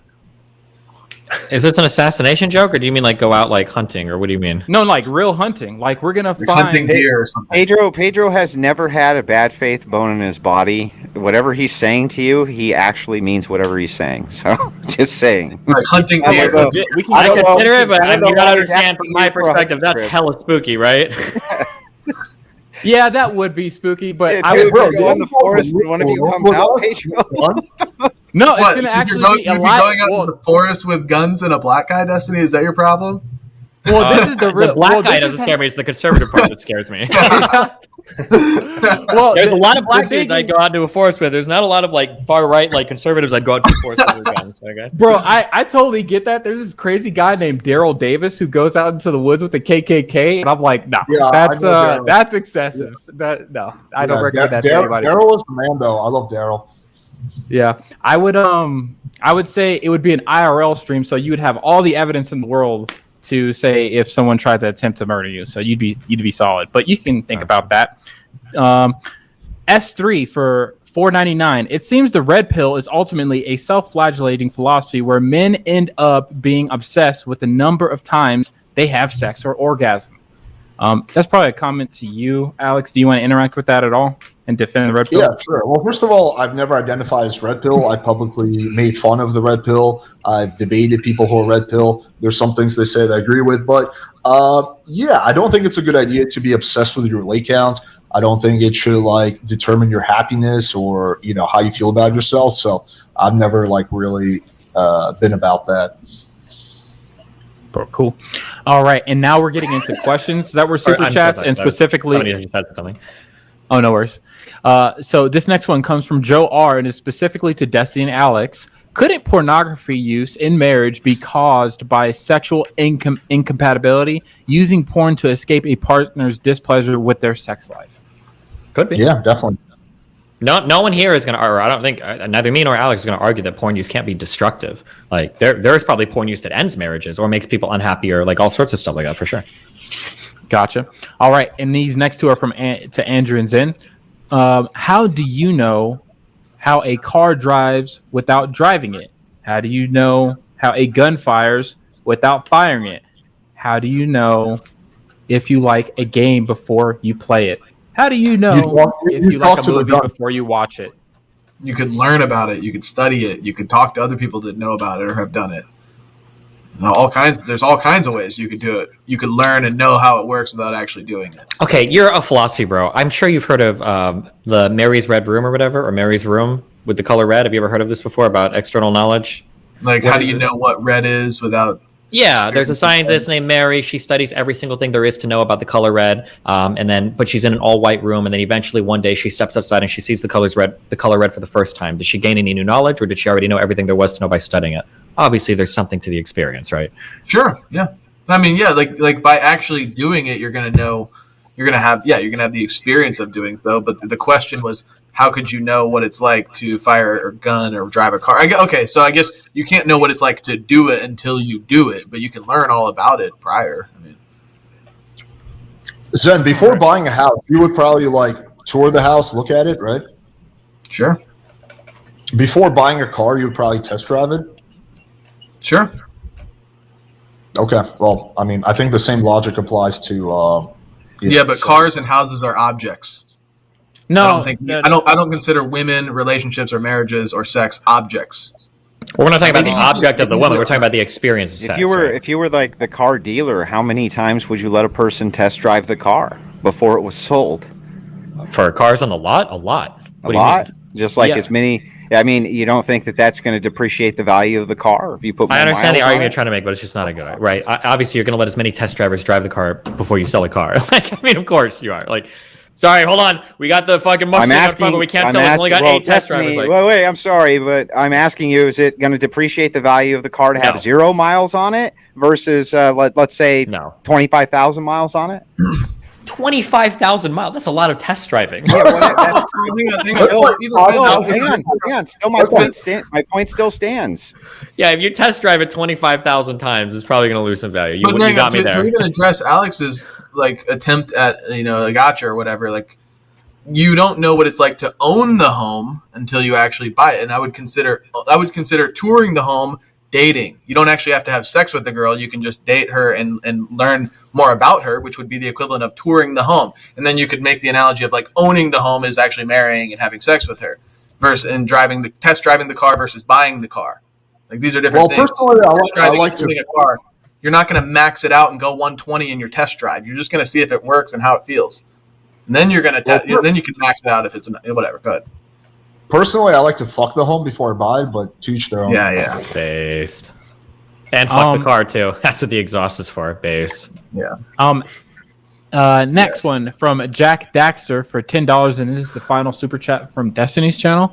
Is sex before marriage morally bad? Why or why not? To Andrew and Zen. I think we've been arguing that this whole time. That was the whole point of the debate.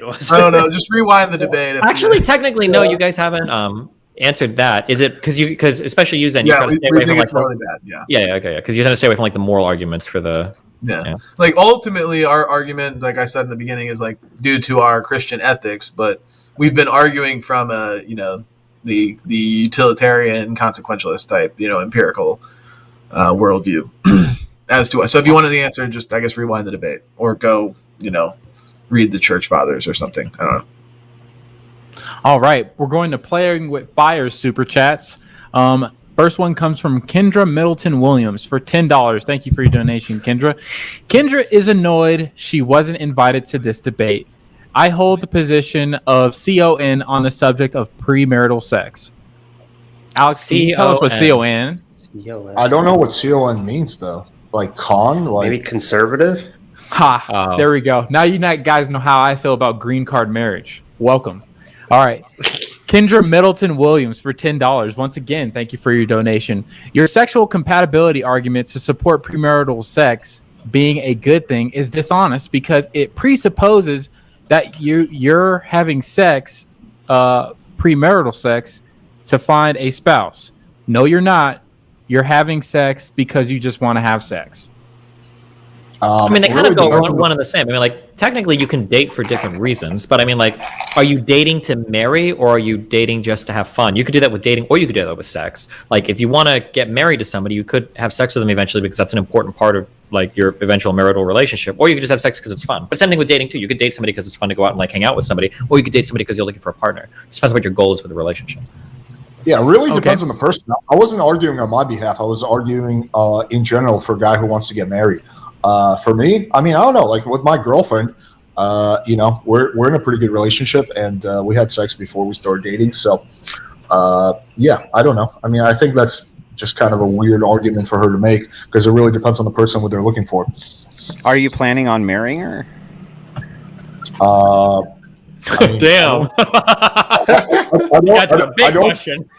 I don't see how it fits the argument, but to answer your question, don't answer that, Alex. It's a Natty, if you're listening, earmuffs. Don't listen to this part.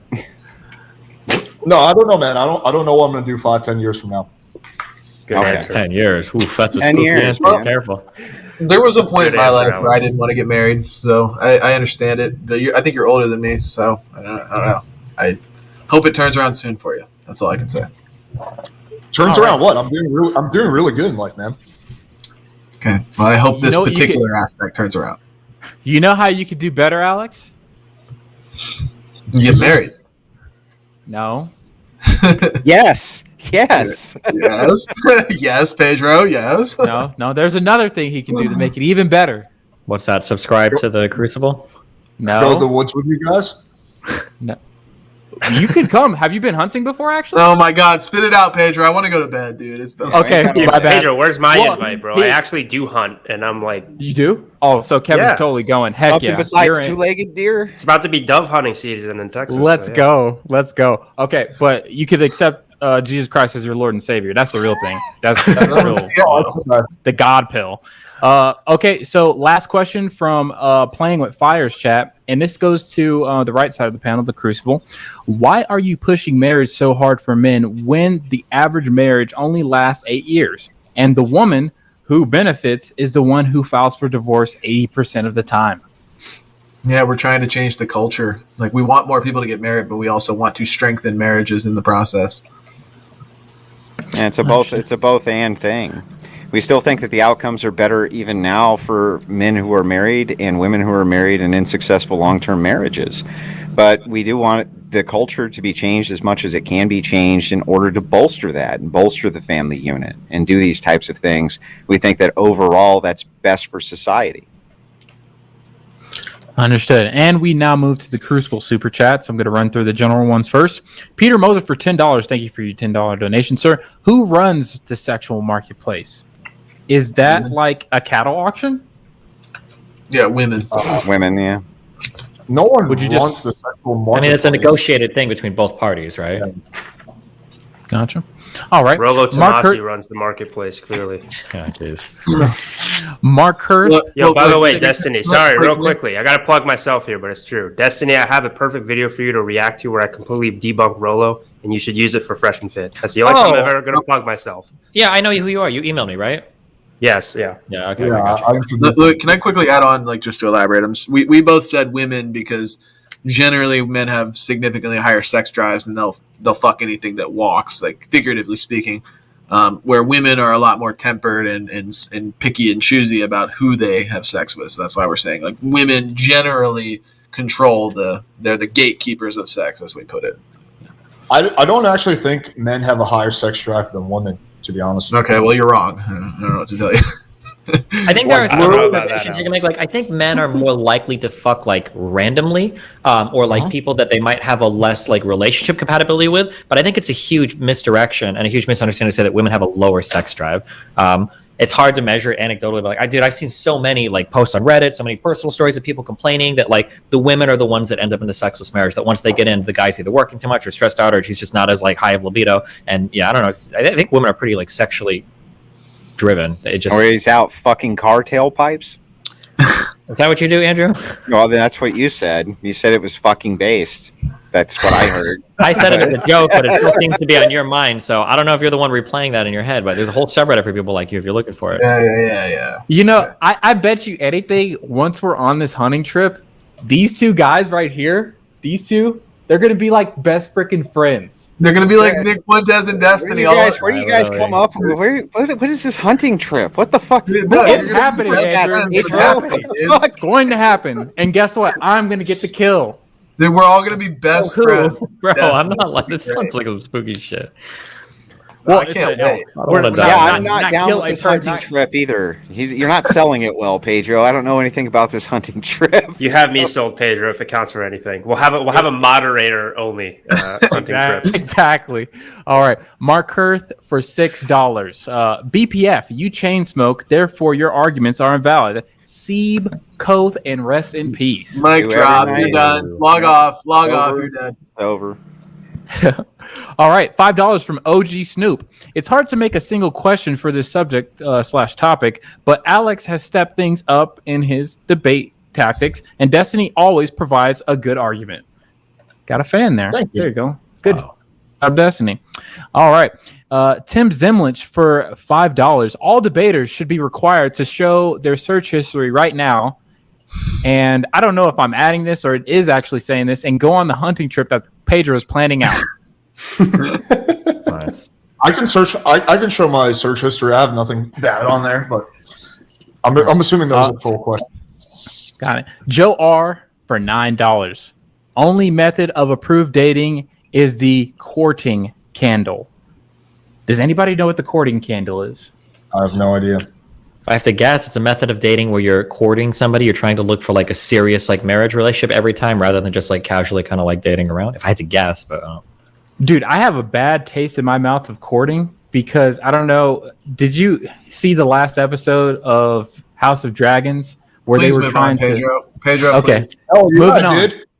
Hell yeah, moving on. Moving on. Joe R for $19. And this is actually a question to Alex and Destiny. These wants/needs from the left side sound very feminine. I want mind-blowing sex. My wee-wee don't get sucked. It makes me sad. Side note, took forever to pass on the word on YouTube.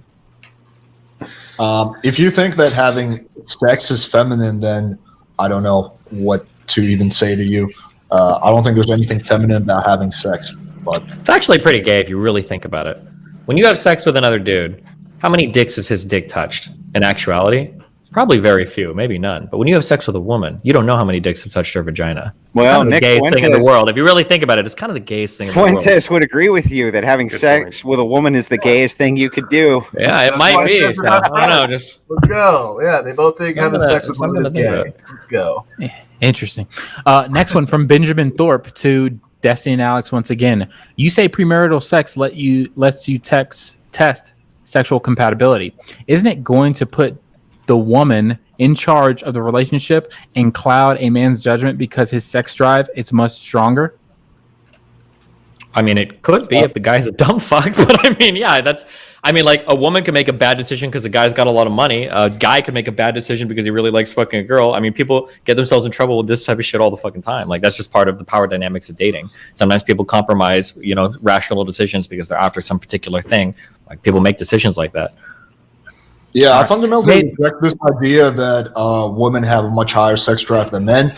I think that is largely perpetuated by men who are not really having that much sex. And furthermore, I think that you're more likely to make a bad decision when you haven't had sex, like my cousin in that anecdotal example, because all you're thinking about is busting a nut. You're like, fuck, I want to fuck her so bad. Yeah, sure, I'll get married, right? Versus if you're having sex, it's kind of like post-nut clarity. You're a little bit more clear. You're thinking more logically. So, yeah, I so fundamentally disagree with this premises. All right. You have a lot of family members for hypotheticals that are available, seemingly, Alex.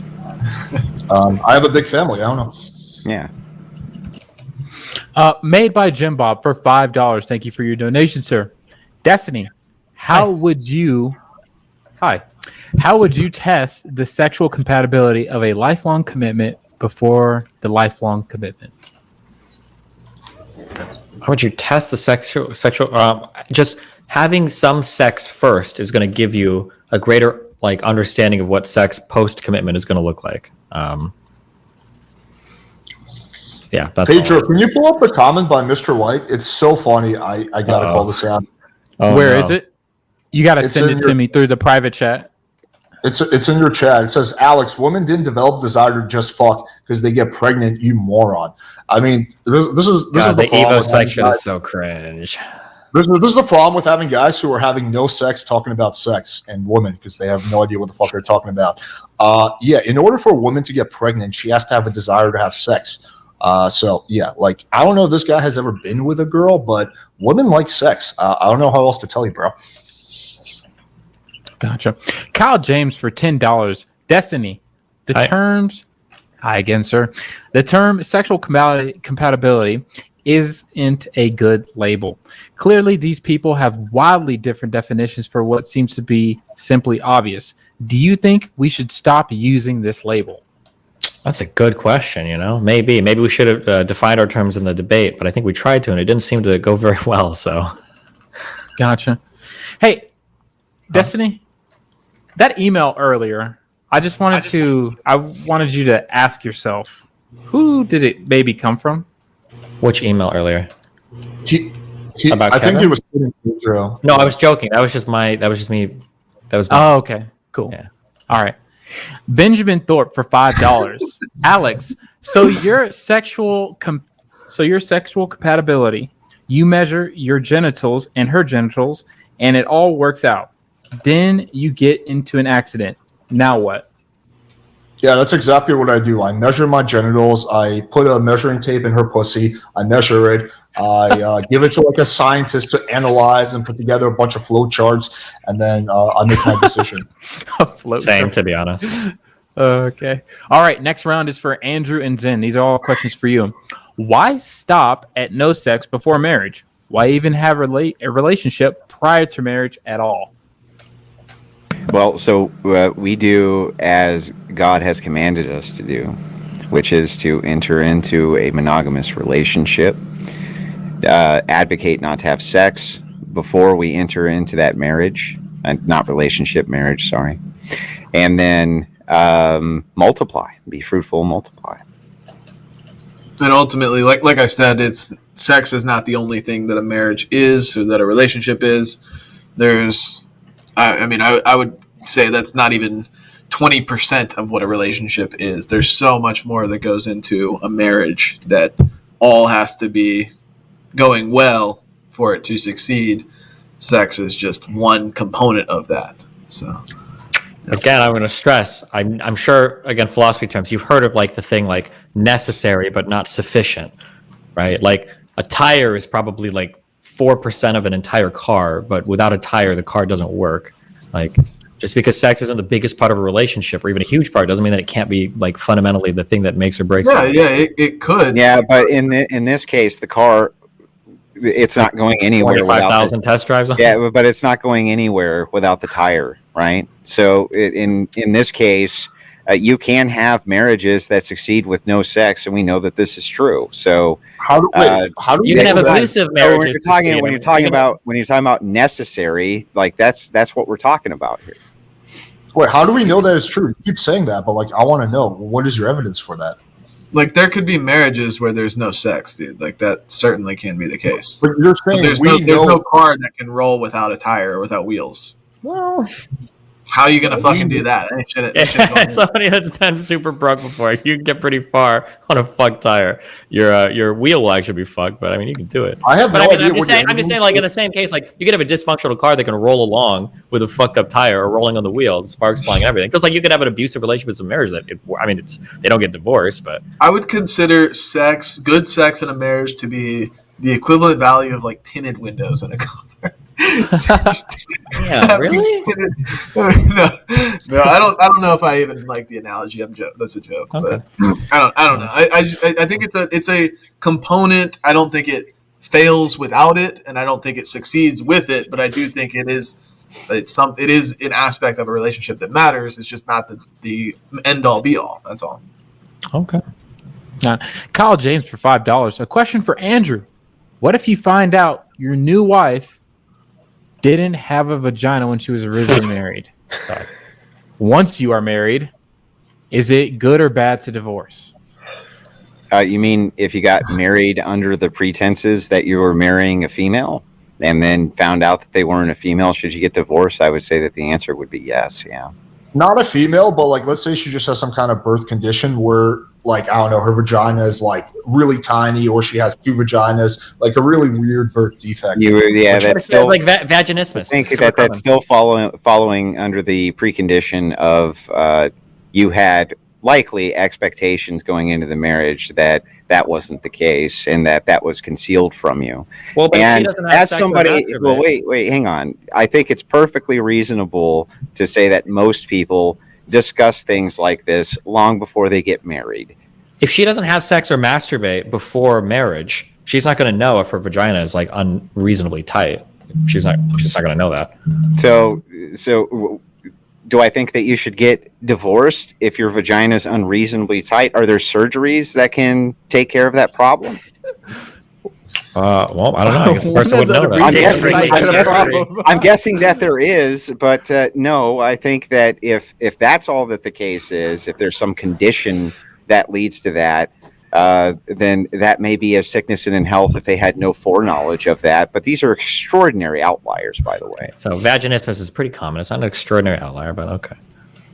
Got it. Benjamin Thorpe for $5. By the same logic, shouldn't you have a couple of kids first and then give them up for adoption if they're not compatible with your parenting? I think accidentally I put that under Alex and Andrew and Zen. I think that's actually a question for Destiny and Alex. I'll say it one more time.